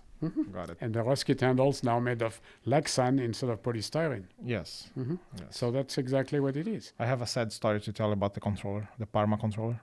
I was 13, 14 maybe, and I was racing one of those with the micro switch, and it smoked sometimes, and it was horrible. And it's hot. And then my father, we didn't have any money in Brazil to get a Parma controller, but that was an investment. That was a lot of money. Probably more money. $20. No, over there it was way more than that. Like compared to what you can do with that. No, in I'm Brazil. talking about in 1971, 72. It was $20 retail in 1995 to have a double micro Parma controller, which was a lot of money. Yeah, and it was $26 or $28 for a Gorski. Okay. In Brazil, it was like a big investment. Like only the cool kids have it, and just a few. And this guy had one for sale, like clear with the blue chassis. That was 96, right? And that was May. And my father, I don't know how he gathered the money. He gave it to me because he knew that I was being better and better, and I knew a reliable controller. So he got it to me. I said, "What is that?" "Oh, that's a gift for you." I said, "What?" "Yeah, and it's May, and happy Christmas." That's it. So he gave my Christmas gift back in May, and that was it. I literally didn't have nothing on the Christmas tree because he gave me the controller back in May. How big was the investment? That's really cool. Yeah, I still have the controller. Well, we made a lot of the adaptations. I have like the external resistor stuff, but you still have the frame. Have the brake. I still have the whole controller as it is. Yeah, that's pretty cool. And it's quite something. So we're back in 70 something. You won the USRA. So I won the USRA championship, and at the end of the that was 78. no 72. Oh my God, that was two packed years. Then in How was your English back there? still very hesitant.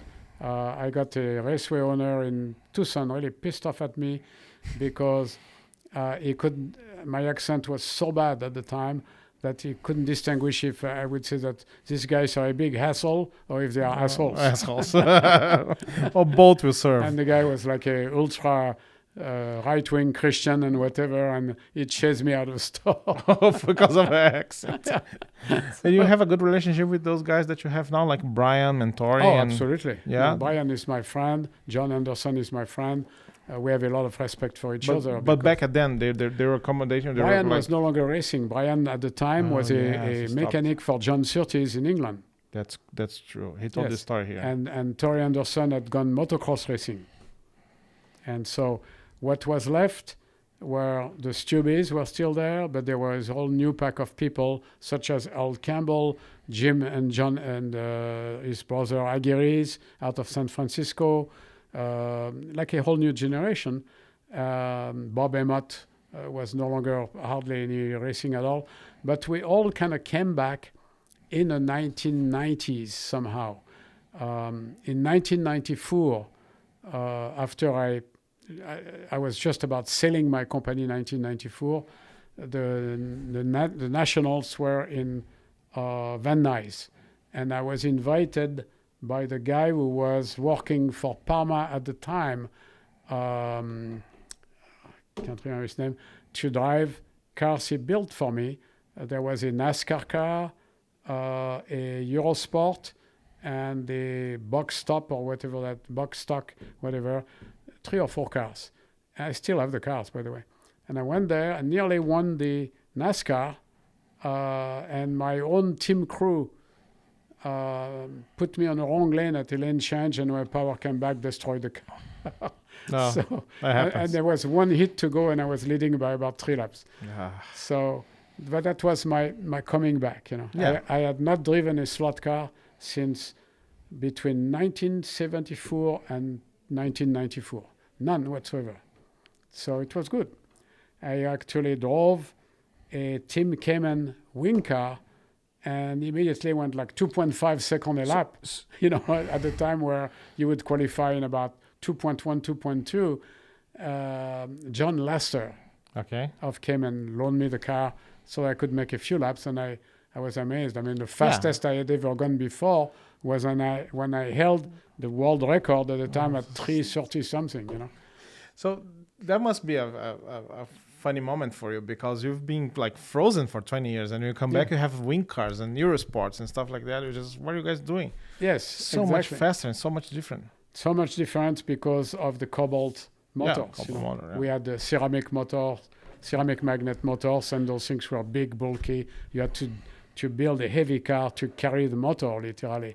And then now we have these little tiny motors and just whatever. wires around the body. Yeah, and then this kind of laser cut frames around. Laser cut already, And then just no weight, And so all the aerodynamics literally being an air shovel. And so funny how it's close to the real race history, right? When the aerodynamics kick in. Yes and no, because the real racing has air going under the car all the time. And the slot cars, if you have air going under the car, you are dead. Yeah. No, they're not, because you're not inside of the car. No. See, that's the good thing about slot cars. You're not in it. Well, yes, but I mean, you are dead as far as results. As far as goes, I know. So yeah, it has become very different now. So we're back to 94, but then we have a big window between 74 and 94. First, are you hearing me? Can you hear me, Mary? Yeah. So we have this big window between 74 and 94, what is not clear to me is why you stopped racing 74. Because in 1973, when we had a big race organized by Bruce Pascal called the Western States again. And there was a lot of money to be won at the time. And I had won 3 or 4 important races before that with my swing arm car, the one with the air arms. and I was not about showing that car too much to many people. This was run at Monaco Miniatures, a raceway in Buna Park. Okay. And the track was in American red, which means it has a square donut. It's just a little bit difficult to, and it had bumps on the straight. Not your most friendly track. And the race before the big one, I had literally made such a clash because everybody at the time was running lap times of 4:15, 4:20 around the track, which is, if you look at it, it's actually pretty quick even today. Mm-hmm. And the first lap of qualifying, I went 3:93 or something like that, and they went all ballistic, and I backed it up with a 3:89 or something like that. And everybody wanted to look at the car and said, you can look at the top of it. And then, of course, the big race following that was the Western State, and there was a lot of people there again. The people from San Francisco had decided to use glue as a weapon. And that means they had built their cars by cutting down threads, half threads on their tires and using a ton of glue to kind of bug the other guys while they would run through the glue with half tires, you know. Okay, yeah. Well, And Lee Gilbert had brought back, Lee Gilbert, who had been not racing for a while, had hired John Sucris and 3 other guys from Seattle to be a super team. It was very advertised in advance. They had the associated bodies copying a little bit what I was doing as far as aerodynamics, with side dams and rear spoiler pretty high. They had figured out aerodynamics pretty well. And then underneath, I didn't even know what they had because they were also hiding their cars. I found many years later that they had made copies of mine, and we have them at the museum. they have the copies. So, but the copies did not work as well as mine. They couldn't qualify. They got bogged in the glue terribly. Joel Montague came from the East Coast with other guys from Team Cayman, and they got bogged. And my car was going through the glue like no problem. Okay. I won that race just walking away, you know, and they couldn't take it, you know. And so then we went to the Nationals, and Bill Stubbe, of course, was building my motors. In practice, I had the fastest car. It was in Elyria in Ohio. The car was going great, no problem, with my own motors. Then the motors arrived from Bill Stubbe on the Saturday morning of the race by UPS or mail, I don't remember. So he sent 7 motors. So I put one in a car and then started practicing with it. Everything goes fine. Then we start qualifying, and about the last minute of qualifying, the motor kind of dies. I barely squeezed in the main event. Okay. I was first qualifier. We changed the motor, and we start the race. In one hit, I put 12 laps on Joel, and at 4 minutes, and then the motor dies. And then, and it crawled the last minute. It cut almost all the 12 laps. I'm still leading. And every hit after that, I had the same problem. So I had some guys who had not qualified for the main, and they helped me changing the motors between Were hits. you guys able to change a motor that fast? Yeah. All right. They had And there was 4 minutes and 2 minutes. So in 2 minutes, you had to change the motor. I still finished second, only 12 laps below Joel. And I got assassinated in a write-up, and to the point where it was so disgusting because morally I won that race so easily. And, you know, Joel is a great racer. Nothing wrong with that. His car was not as good as mine, period. And he got all the write-ups, and I got literally spit upon in saying Joel got his revenge against me and obviously showed that he's the greatest of them all, you know. And it didn't fly well with me. So I said, I don't need this crap, you know. Yeah. And I said, okay, I'm done. And that's when I was hired by Cox Hobbies to go and save their own slot car program. What happened is that Cox went effectively bankrupt in 1969 when the slot car hobby died. And Cox was here in Los In Angeles. Santa Ana. Santana, yes. So I was contacted by a fellow who had seen all the write-ups about my slot car things, and he said, "Can you come stop by and we talk?" So I went to Cox and they interviewed me, and they said this: Cox now was owned by an outfit called Leisure Dynamics out of Minneapolis, and they own several toy companies, and so the management basically had bought also Eldon. And Eldon, I couldn't stand Eldon cars. It totally suck. A lot of people love Eldon cars, and Eldon is like HO cars. You have their fanatics of Eldon cars. Okay. And But they don't hold much value nowadays. If you find Eldon. No. Some sell for a lot of money. Okay. I can't even stand it. These things are like, they're weird. Just terrible design, terrible manufacturing. But they are reliable. They run actually fairly well. They don't run very fast, but they run. But they're actually fairly enduring. They are terrible cars and they are not bad cars. You see, but the look of them just makes me vomit. Because color, the green, reddish. Kind of. I'm a designer. I like things that are beautiful in look, beautifully done. I cannot stand mediocrity in design. But they were popular. You see a lot of those sets around still. Yeah.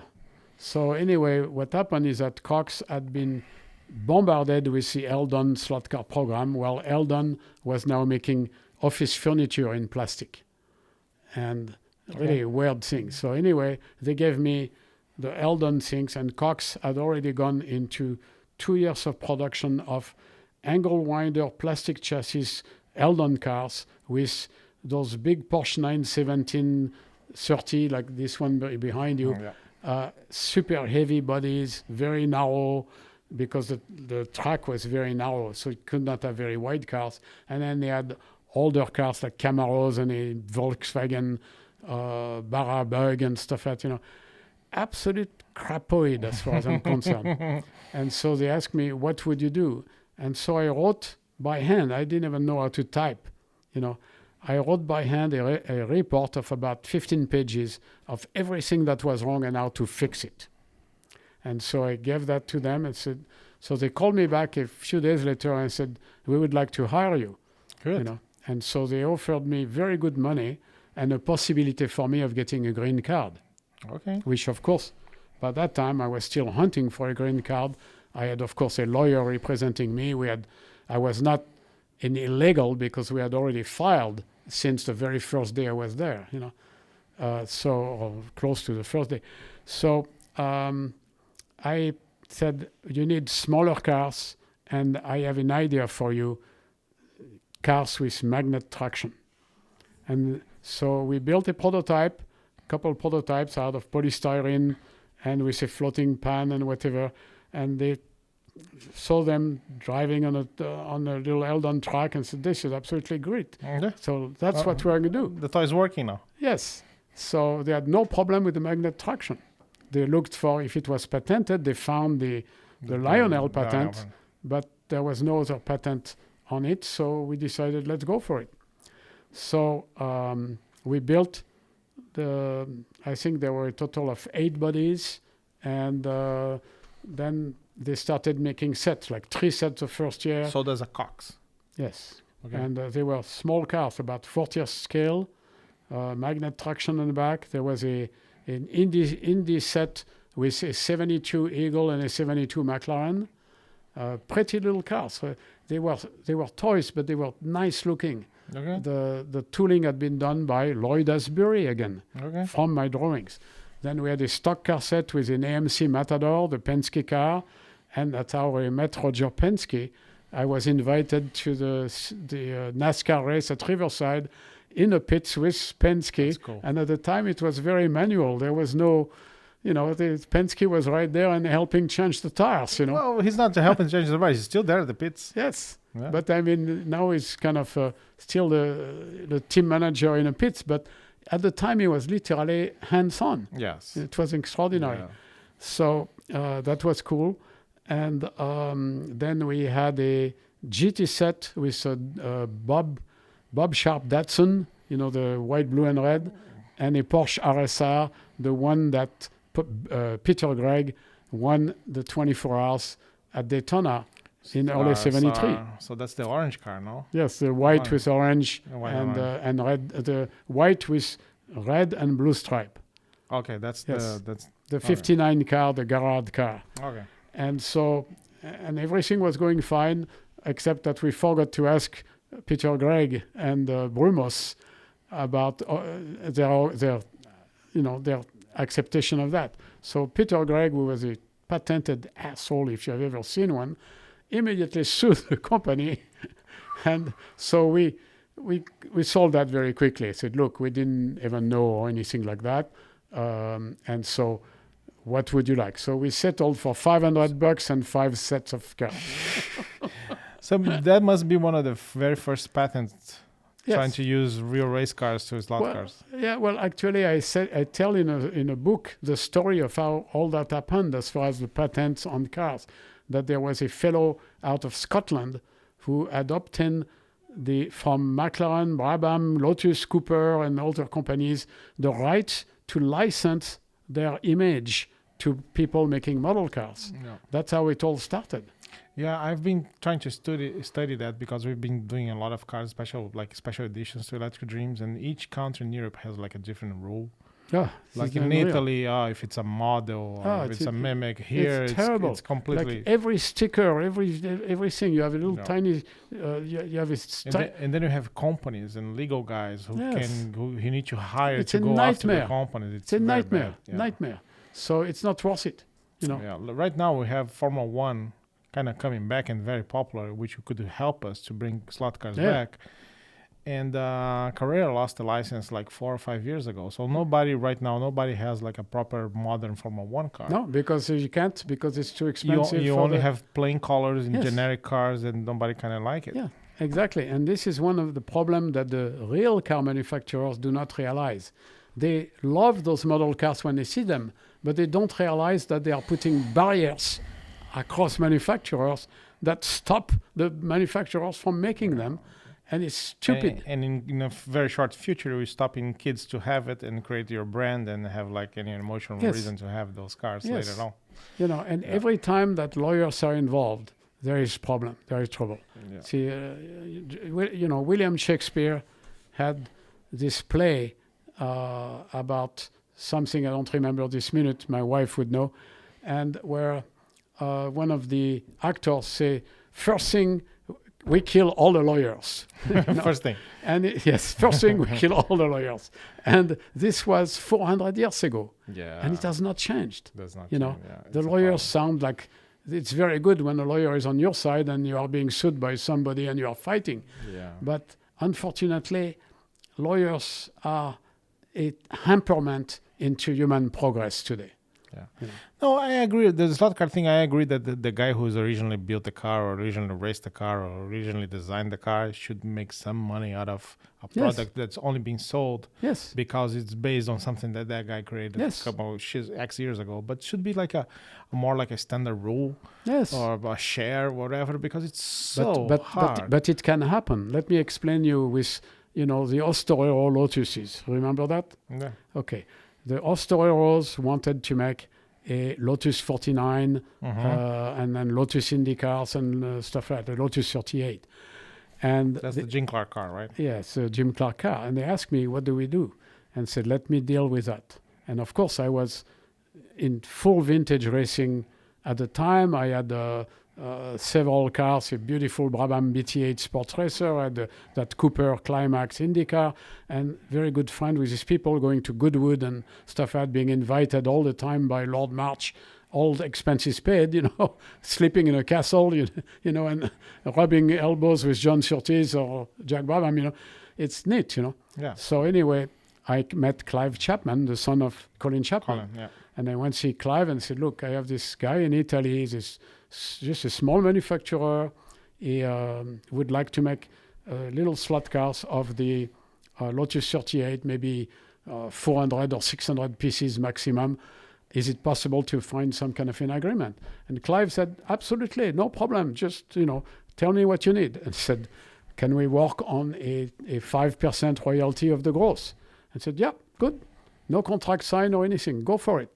So this is why on those Lotus 38, on the back of the box, it's written, thanks to Philippe De Lespinay. on the Ostereros, yes. Because I got them a license. After that, the Ostereros deal directly with Clive Chapman for Type 78 and whatever.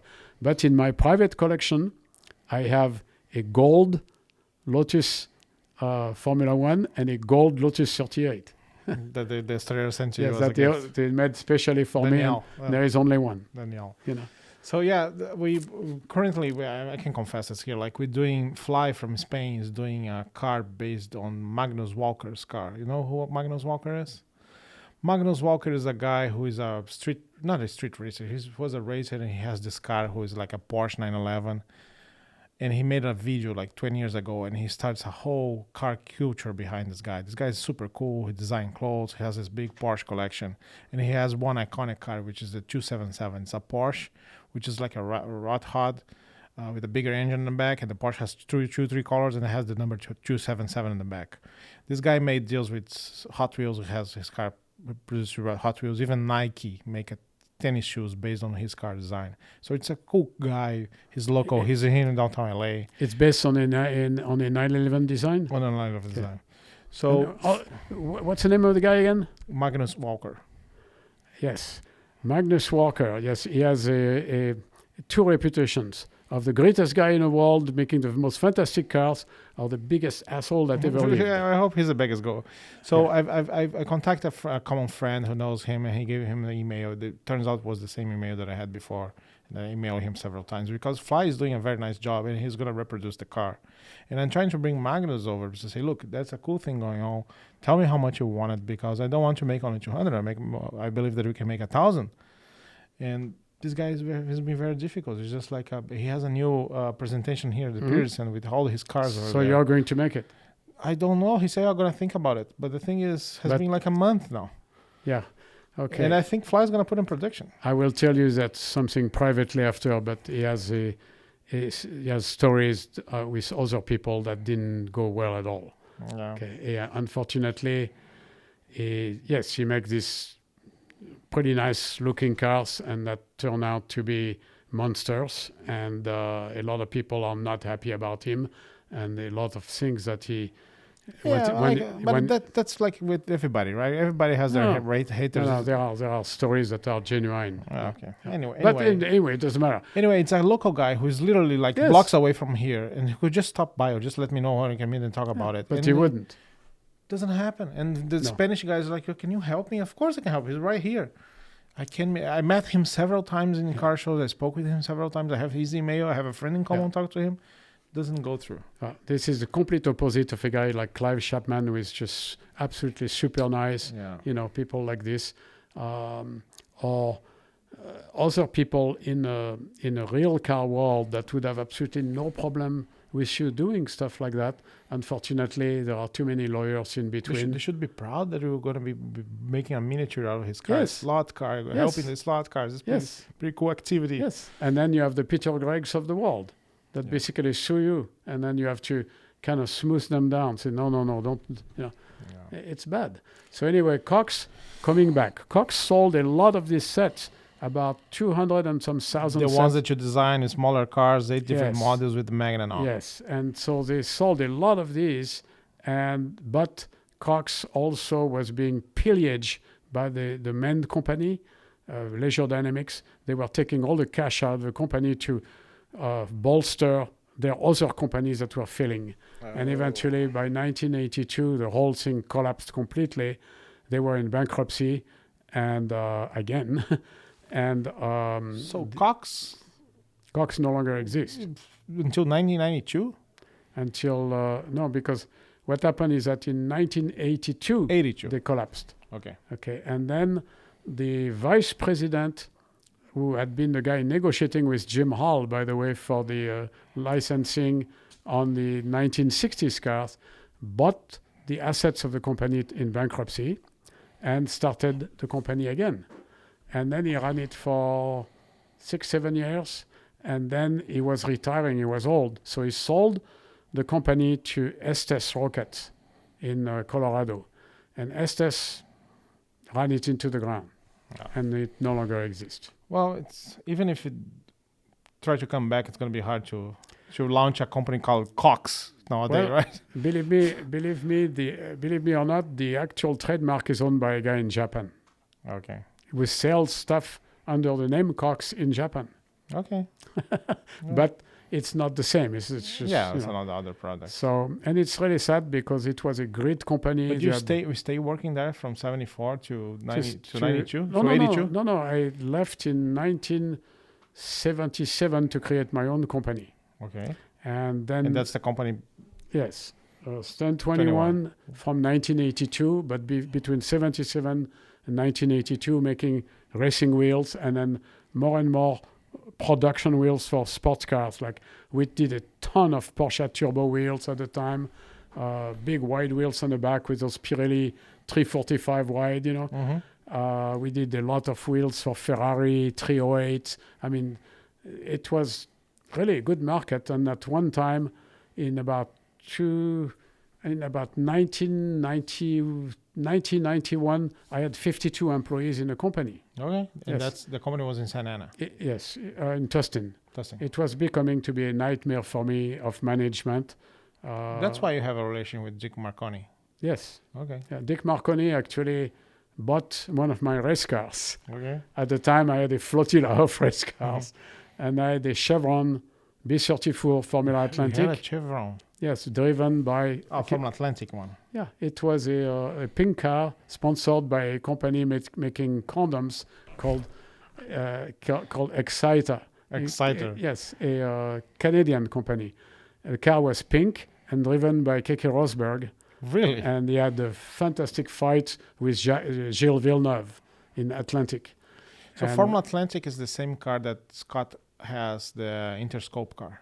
Yes. That's Formula Atlantic, right? Yes. Formula Atlantic is 1.6 liter Ford BDA twin cam engines. So got the American version of Formula 2 or something like that. Yes, and then it became a Toyota engine later and whatever. So what happened is that, yes. So 77, 78, you start your company. Yes. Making wheels. Yes, and then But you got involved with safety too, right? I'm sorry? You got involved with safety, like race safety. What happened is that in 1982 at the Long Beach Grand Prix, I met the guy who owned this company, who is today my best friend, and we decided to bring the product in the United States. So I put it part of my company, which was called Top Line Inc., still they call the same thing today. I still own the company, but it has virtually no assets today because I sold all the assets. So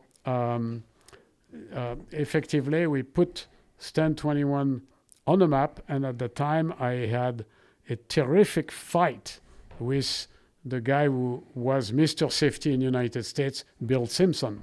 Okay. And it became very nasty. Okay, that's the guy from the seat belts that you see, right? Seat belts, racing suit, helmet. Yeah. And Bill Simpson became a very nasty person. Yeah. And again, we, Stand 21 developed what today is the most progressive, most modern helmet on the planet, and it still is today. The first one that was made of carbon fiber weave, aramid, and with injection molded resins instead of hand laid. Everybody at the time, and still today for most of them, you have a female mold in 2 pieces, and you have basically a helmet, upside down, and then you put the fiber in it, and you take your pen brush and resin and go like this by hand. That's how helmets have been made from the 1950s. And this guy developed a process in which you could injection mold the resin under high pressure, making sure that the helmet thickness would be 1.5 millimeter everywhere, while having incredible strength because of the fibers. And then you would autoclave it for the carbon fiber weave, and then you would have something that weighs nothing and can pass all the snare rating test and the FIA test with flying colors. So that's what Stand 21 has today. They have effectively the best helmet on the market, but they sell their product, they don't give it away, which means you won't find it in Formula One where all the helmets are free of charge to the bell and the bell and with the A. Yes, and then the suits are Alpine Star or Sparco or Puma. And why? Because Puma is $10 billion company, They can make it so they are spending $500 million in Formula One and whatever, they don't care. Yeah, it's part of the advertising budget. One thing about the helmets is just like in the past, I think the product was a little hard to get, and the driver had one helmet design, and you can recognize the driver by the helmet. Yeah, now you have. On top of that, nowadays it's done. Like when I was working with the Stand 21 company, we had all the top racers in the world: Nelson Piquet, Ayrton Senna, Nigel Mansell. That's explain. You see how good you have here. That's explain why you have such a nice collection of helmets. Yes, he had a Ayrton Senna helmet originally. And I had those suits too. Suits too, and all the racing suits. So I sold all that. So anyway, what happened is that at the time in Formula One, we had about 80% of the field. Every team was paying for every suit, for all the crew, for all the. We used to have to make all the Ferrari team suits. For all the team, for all the drivers, everything. It's a lot of red. Yes, and then the Italians came and saying, well, you are paying for this, we are going to give it to you for free. And that's how Sparco, which was effectively an arm of the mafia to launder money, got in with the Benetton family. My bags from Sparco are going to hide from you. Yeah. So Sparco at the time was owned by a fellow who basically was an agent for the mafia laundering money. Like doing big invoices to teams, but the teams weren't paying. They were being paid by drug money from illicit trade, and that was laundering the money. Yeah. And of course, the Formula One teams and the Indy teams, they couldn't care less. They were getting the stuff for free. Yeah. So eventually, the European Union put a stop to that. So Sparco had to sell the company, and Sparco is now owned by a bank. The bank lost a lot of money, so they sold to another bank. And now there is a new owner again, so it changes every time because they lose money. Sparco now has bought Simpson. Okay, so Simpson now and Sparco are together, while no, I'm sorry, this is Sparco and not Simpson. The other company that Bill Simpson created. No, you know about it. Anyway, so Sparco is there, and then OMP has bought Bell. Yes. And again, because it reinforces a company in such a way that Simpson bought the patent and the license for the Hans device, but we were the main manufacturer for Hans. You were, remember? Yes. So all the Hans devices sold in the United States were made in France, but nobody knew it. So when that happened, that was about 10, 12 years ago, Stand 21 still had a license, so they made the product under the Hans name, and then when the patent expired, now it's done under the name FHR. If you see every Formula One driver today, you look behind, it's written Stand 21, FHR. Oh, really? Didn't know that. Yes. They don't have a single Simpson product. Who invented product. The Hans device? Sorry? Who invented the Hans device? The Hans device was invented by an American racer and a doctor. What happened is that there was this French guy driving a R5 Turbo in IMSA. And his name was, can't remember right now. Anyway, he got killed. He had broken neck in a crash in the R5 Turbo. I thought it was after Dale Earnhardt. No. They are not. The device was existing a long time before. But he wasn't using. Yeah, Earnhardt refused to use it, but it was there. So after that, this professor called Bob Hubbard and this racer called Jim Downing, a very good IMSA racer, decided to get this product. The first product they made was enormous. It was going huge around you, but it was working. Okay, and so they made an association with Stand 21 and a German company called Schross to be the licensees, because the FIA did not want the product to be made by a single company. That's how the Hans device suddenly was made by other companies. But the product was made by HDI in United States, in Indianapolis, by somebody that was ripping them off, and the quality was not that great. So Jim Downing became very good friend with my friend who owned this company, and they started working together. And that company is very dynamic, very inventive, very creative. They reduce the weight and the size to almost nothing. Today you buy the top of the line piece, it costs $1,800 and it weighs only 200 grams. Yeah. You know, and I wear one with my Indy car because I wear only the very best stuff that exists because I respect my body. Yeah. So I wear the best suit in the world, they make it. I wear the best underwear in the world that works in collaboration with the suit to keep you cool, and they make it. And I wear their gloves, their socks, their shoes, because it's the best in the world. And of course, their frontal head restaurant and their helmet.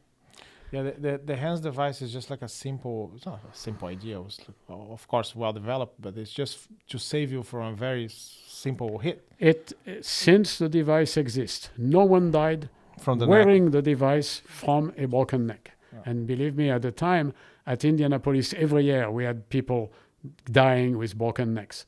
And like it was almost like a given. And for instance, when there was that big crash in Texas where that British guy got killed, Wilson, again. Dan Wilson? Yeah, Dan Wilson. No hands device? No hands device. Yeah, but that was a nasty crash too. Broke neck. But he would have survived. You know, same thing with the one in. There was another guy that got killed that had won Indy twice. Dan Weldon. Dan Weldon, same problem. And that's when the IndyCar organization said and mandated the frontal head restaurant. Yeah, and so it's an amazing thing. And so that stopped literally people from getting killed when you would hit the wall and your head go. Yeah. Now, just a very simple thing. Yeah. Now like if you watch Dale Earnhardt crashes, it's like okay, he's gonna walk off this. Yes. It's just like a.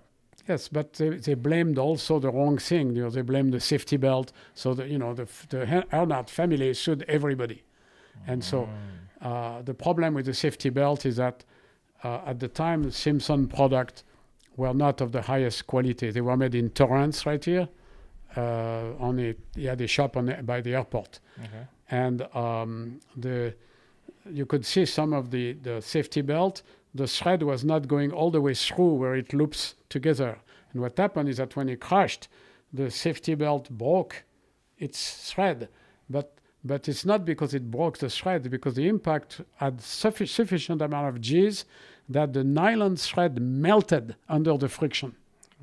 In like a millisecond. You brought the temperature of the nylon so high, it snapped. Yeah. So his body went sideways and he hit the steering wheel like this, and it broke his neck.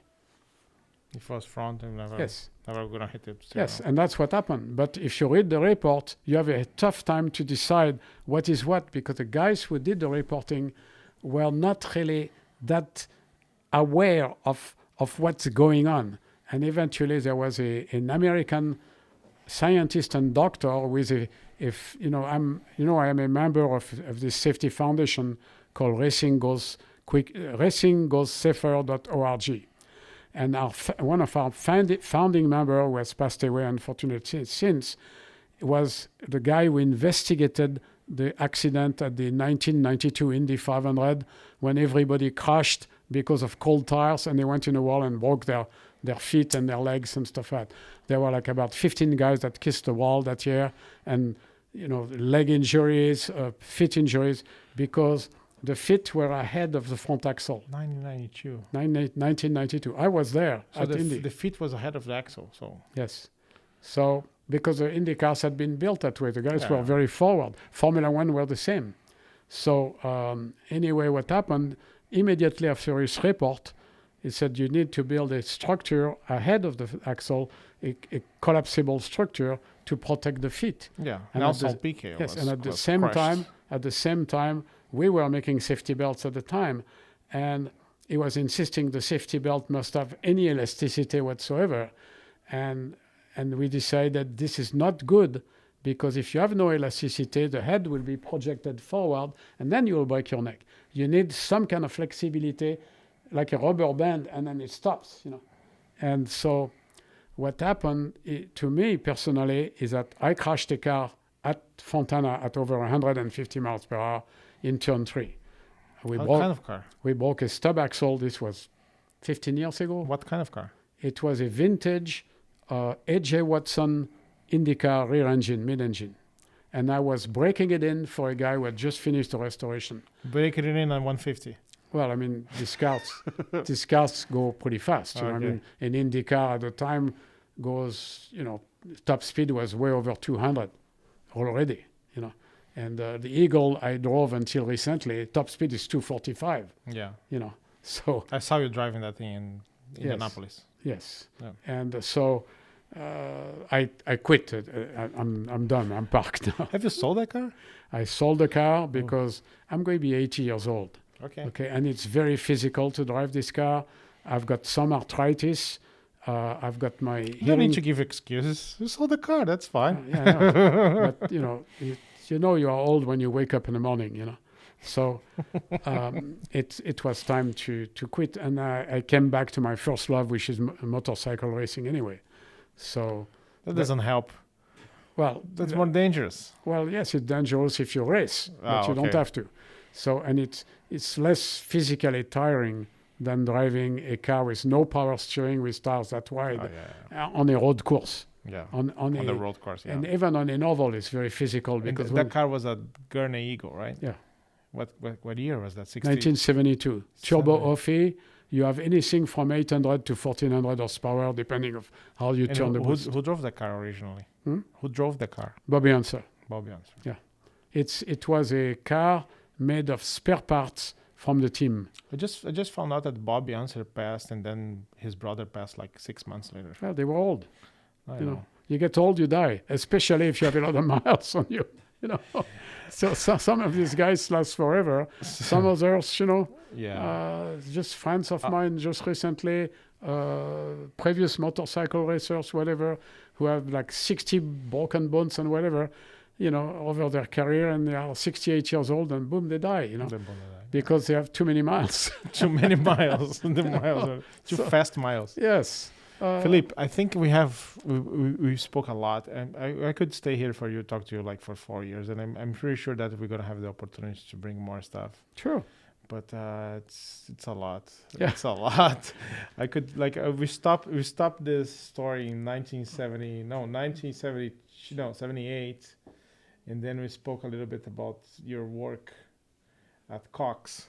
Yes. But we stopped there. There's so much more. Yes, there is a lot more after that. Yeah. But you know, it's actually fascinating because when I got hooked with full-size racing cars, that was after I quit motorcycle racing. I went back motorcycle racing in 1973, and I got very good at it. I won the AFM championship in a 125 GP class. I won all kind of races. Okay, but 73 was kind of early for you here. Where are you taking the money from? Were you making money off what? Motorcycle racing is not that cheap. No, but I was working for Cox at the time. I was working for Dan Gurney, doing the graphics on the cars, on all the IndyCar year after year. Wait, what? I didn't know that. I didn't know that. The graphics on the cars? Yes. I worked for Dan Gurney and did all the graphics on all the Eagle IndyCars from 1972 through the very last Eagle Toyota in 2002. That's a GTP car. No, they never touched a GTP. Strictly IndyCars. Oh so when I quit IndyCar racing in 1987 and went IMSA racing. IMSA.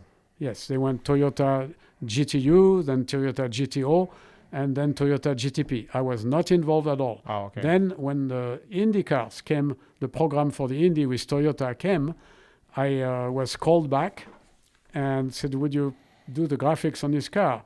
And the very first one actually made the poster for the Long Beach Grand Prix. It was plain white with a huge red eagle on it. That was the first one. And then step by step, I worked with Molly of Molly Designs to do the film and the graphics for all the Eagle that have the beak on the nose. On the Indy cars. Yes, and a Castrol car. Alex Hernandez, I think, was the driver. Yes, but before that, I did the Also Night Eagle in 1972. Then then that lasted until 1977 almost. In 1977, I did the offset car with a big eagle on it. In 1978, I did the Arco Graphite car, the black one with a big eagle on it. I saw that one, yeah. Yeah, then I didn't know that. Yeah. So we need to then save the Pepsi Eagle. So let's order a pizza and let's stay here for 5 more hours then. So Dan Gurney effectively gave me that Eagle Indy car as a thank you for it. All in pieces, I had to put it together. Oh, well. But it's still quite a gift. Oh, yeah. So I had the all-answer car. Complete with the Ophi turbo engine, completely in pieces also. So that car raced only in 73? It's a 72 car. 72, only in 72. Yeah, a pole position at Indy that year with a record speed 18 miles per faster than the previous year, a record that has never been beaten and will never be beaten. What happened to him on the race? He was leading in 32 laps. He led almost with a full lap from everybody. And then the rotor for the ignition, which is a Volkswagen bug part, split, which never happens. Bad choice. And so the like car the went, rotor, literally the rotor for the engine. Oh. Yeah, that's in. Yeah, that's hard to figure out what is wrong with the car too. There's no way to put it back. You have to take the engine out to get it.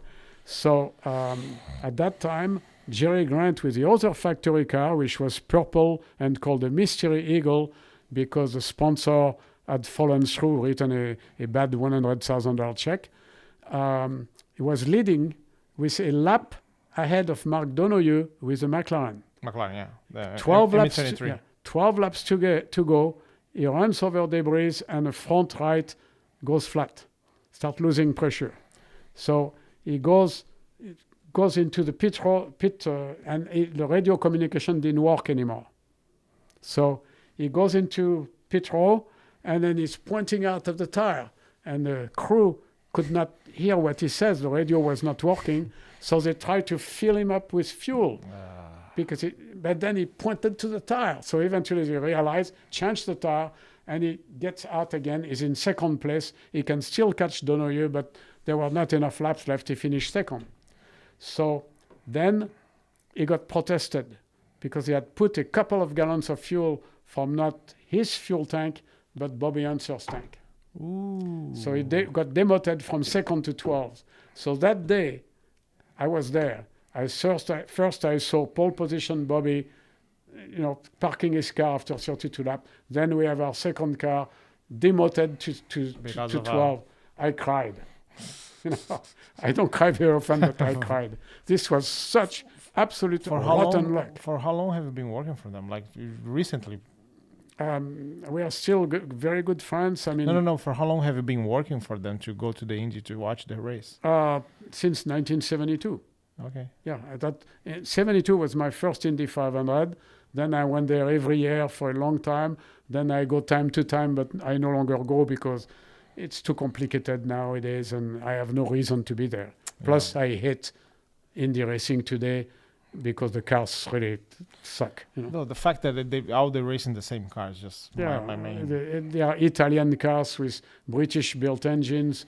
It doesn't appeal to me at all. The Dallara. Yes, Dallara. Well, Indy was always about innovation and bringing new stuff, and now they're racing the same car. Well, what happened for years and years, 5 years now. Yes, the problem is that Tony George destroyed the place by having this conflict with CART. Yes, and that literally shot the program in the head. And now that Formula One is coming back to United States fairly strong, it might reshoot the series in the head. Who knows? However, I was at Road America.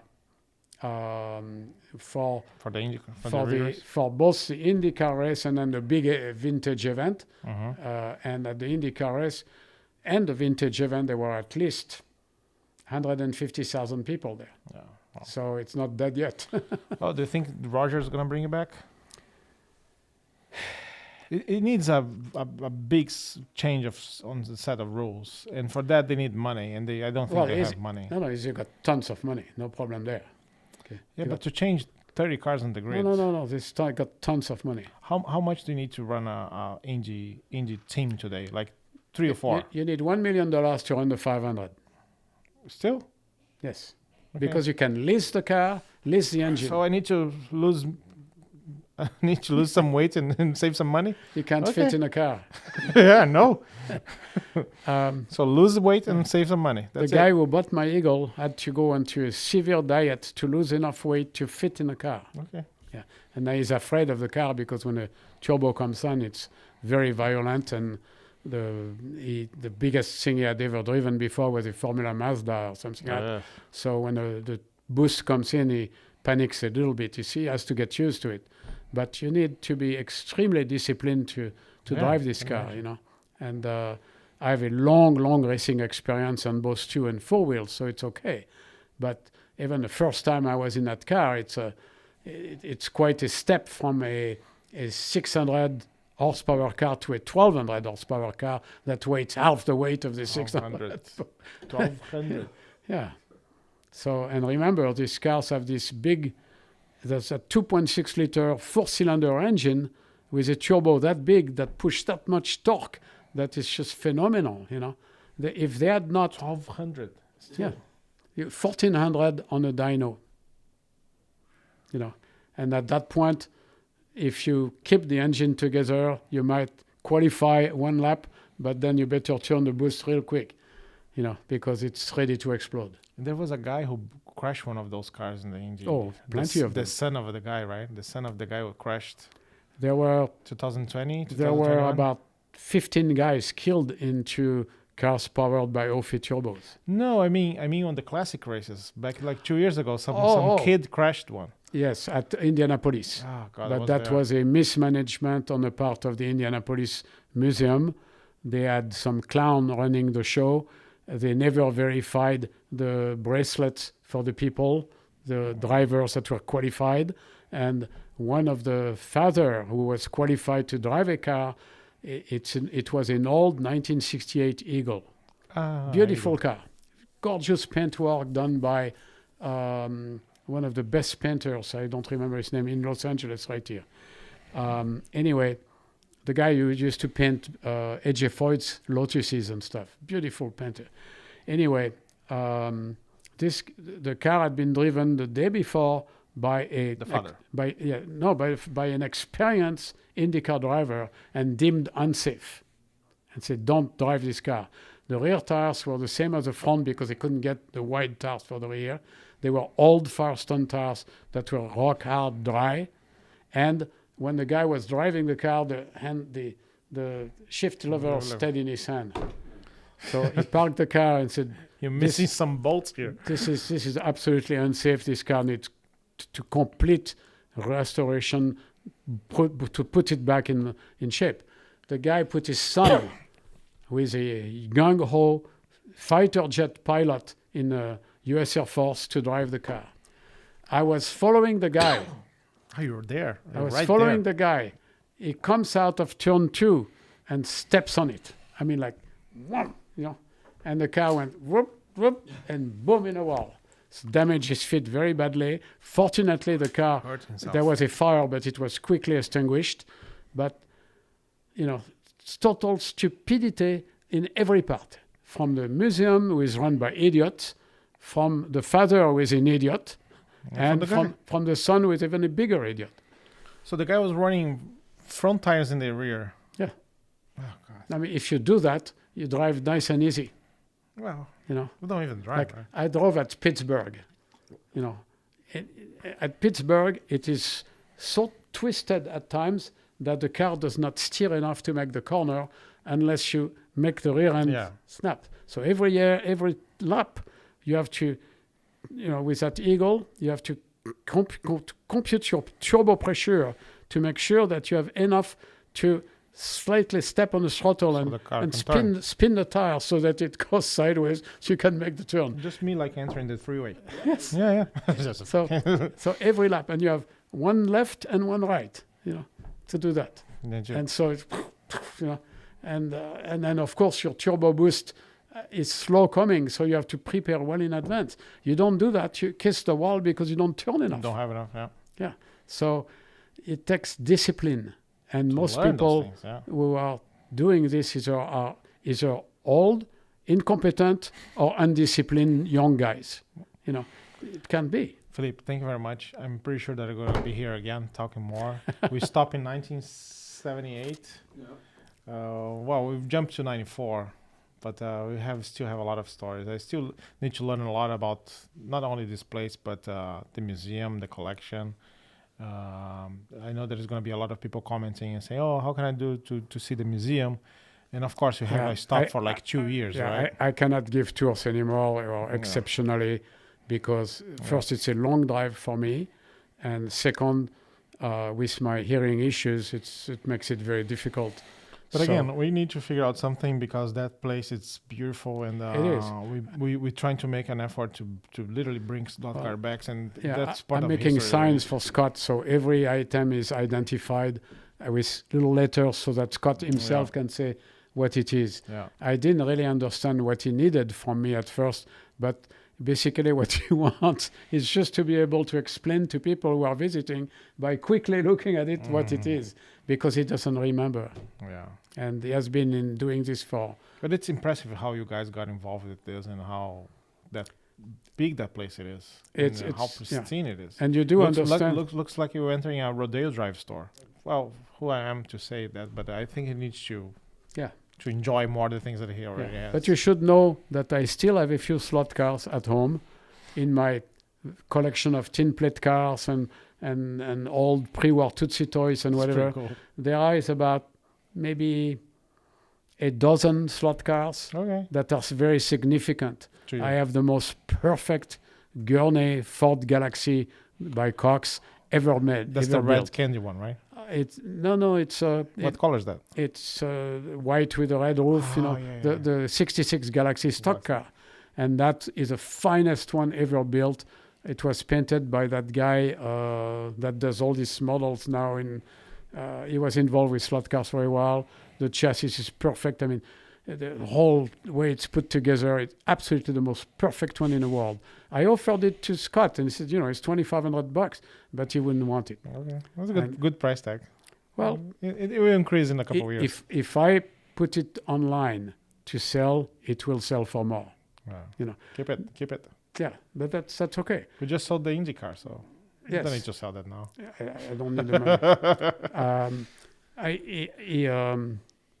I have a Tijuana taxi made by a company called International. You told me about that. Yes, Yeah. and it's a very politically incorrect car now because it has pretty much like Mexican slang on it, Oh. And if today it would be like Next time that you're here, bring those cars, and then Yeah. we can take to the studio and take like Sure. very nice pictures of it, Yeah. and then you bring it back, and then we have the yeah, pictures. no problem. I can do that. Philippe, thank you again. Yeah, I have a Roskit Iso Grifo, which is a beautiful The GT Italian. car. I've got a Cox Lotus 40 because I like the car. I have others. I have a classic Serpent in rare color in gold and black instead of the regular green and So whatever. you kept the good ones. Well, no, I acquired them in the past few years because You found when them. I sold my collection to Scott, I sold everything. Yeah. I was not even allowed to own a slot car. There was a contract. contract that I Yes. didn't know. When the contract was over, then I was free. But I really was not really that interested. And then here and there, people come to see me. The way that you say that the contract is over was free, like you still do a lot of work for the museum. You still, Oh, you yeah. still are Absolutely. If there is a the car, curator. if there is a car he does not have, I won't keep it. I'll give it to him. I remember when we found those, not night bodies. What was the name? Yeah, the night bodies. The yeah. night bodies. That's right? incredible because we had been hunting for this for years. Yeah. That's pretty amazing. Was yeah. that the Roger Moon's collections from Misa? Yes, because Roger Moon was right there when these guys that I talked about in a book, and a story in a book about the night bodies. I wasn't sure if I should believe the guy or not, but I printed it anyway, according to, and I put a warning at the beginning and saying some of these are still speculation Yes. because no one will ever know. Oh, but the way that you put the book together, it's like at least at least no, it's something that you can rely to tell the story. Yes. It's not something that is lost. If somebody buys the book today and decides to collect slot cars, it's really a Bible, better than anything that was done before, because it's very analytical in a way. It puts everything together. It has a progressiveness. 15 years in the making, plus the whole LASM museum collection on it, so it's pretty incredible. Well, it's not the whole collection; it's only a very small part. The use of the collection to make that building. Like, you cannot make a book like that if you don't have the examples. And Scott was very much much against using anything else. And in a club research, I forced him to accept the collection of a fellow that used to be working for Chrysler as an engineer, because he was the second finest builder of club cars in the world at the time, living in the Midwest, along with Gene Wallingford. And so his cars are in a book. And I have been trying to contact the family to acquire the collection, but the kids absolutely do not want to sell because they are magnificent. Yeah. And that's their father made them, and they were all over the magazines in the 1960s. Maybe the approach is different. Maybe, look, this belongs to a museum. We have a museum. And we did everything, but and again, there are other collections. This happened to me in the tin plate toys too. People show me some cars that I don't have, and I go like, yeah, I know. And I tell them, if you ever sell, please let me know before you sell to anybody else. One of these days, I got to a collection that the woman had original Revell Raceways display, lighted display. Yes. In the box, brand new. Yes. And I said, can you sell that? And she had this huge collection. I make an offer she didn't want to sell. I'm going to see the prices, blah, blah, blah. What about this sign? Can you sell this sign? How much you want it? And we went for 200 to 2,000 real quick. And she didn't want to do it. And the excuse was, my grandson, who's today 3, he might want to hang this at some point in his bedroom. Yep. Yes, it's tough at times, because people are attached to these things because of family. Somehow they and belong to the grandfather. And how can you argue with that? Philippe, thank you very much again. If you want a copy of Philippe's book, you can see the link right below. We have the soft cover and the hard cover. It's literally a work of art. 10 years, 15 years in the making. Philippe and Scott putting together a collection. It's pretty amazing. And I'm pretty sure they're going to be here again. Next time they're here, bring the cars. They're going to take the pictures. And they're going to stay here they're not going to ask for food, and they're going to stay here the whole day. Yes. And they're going to put in 20 episodes. Well, thank you very much. Thank you, Philippe.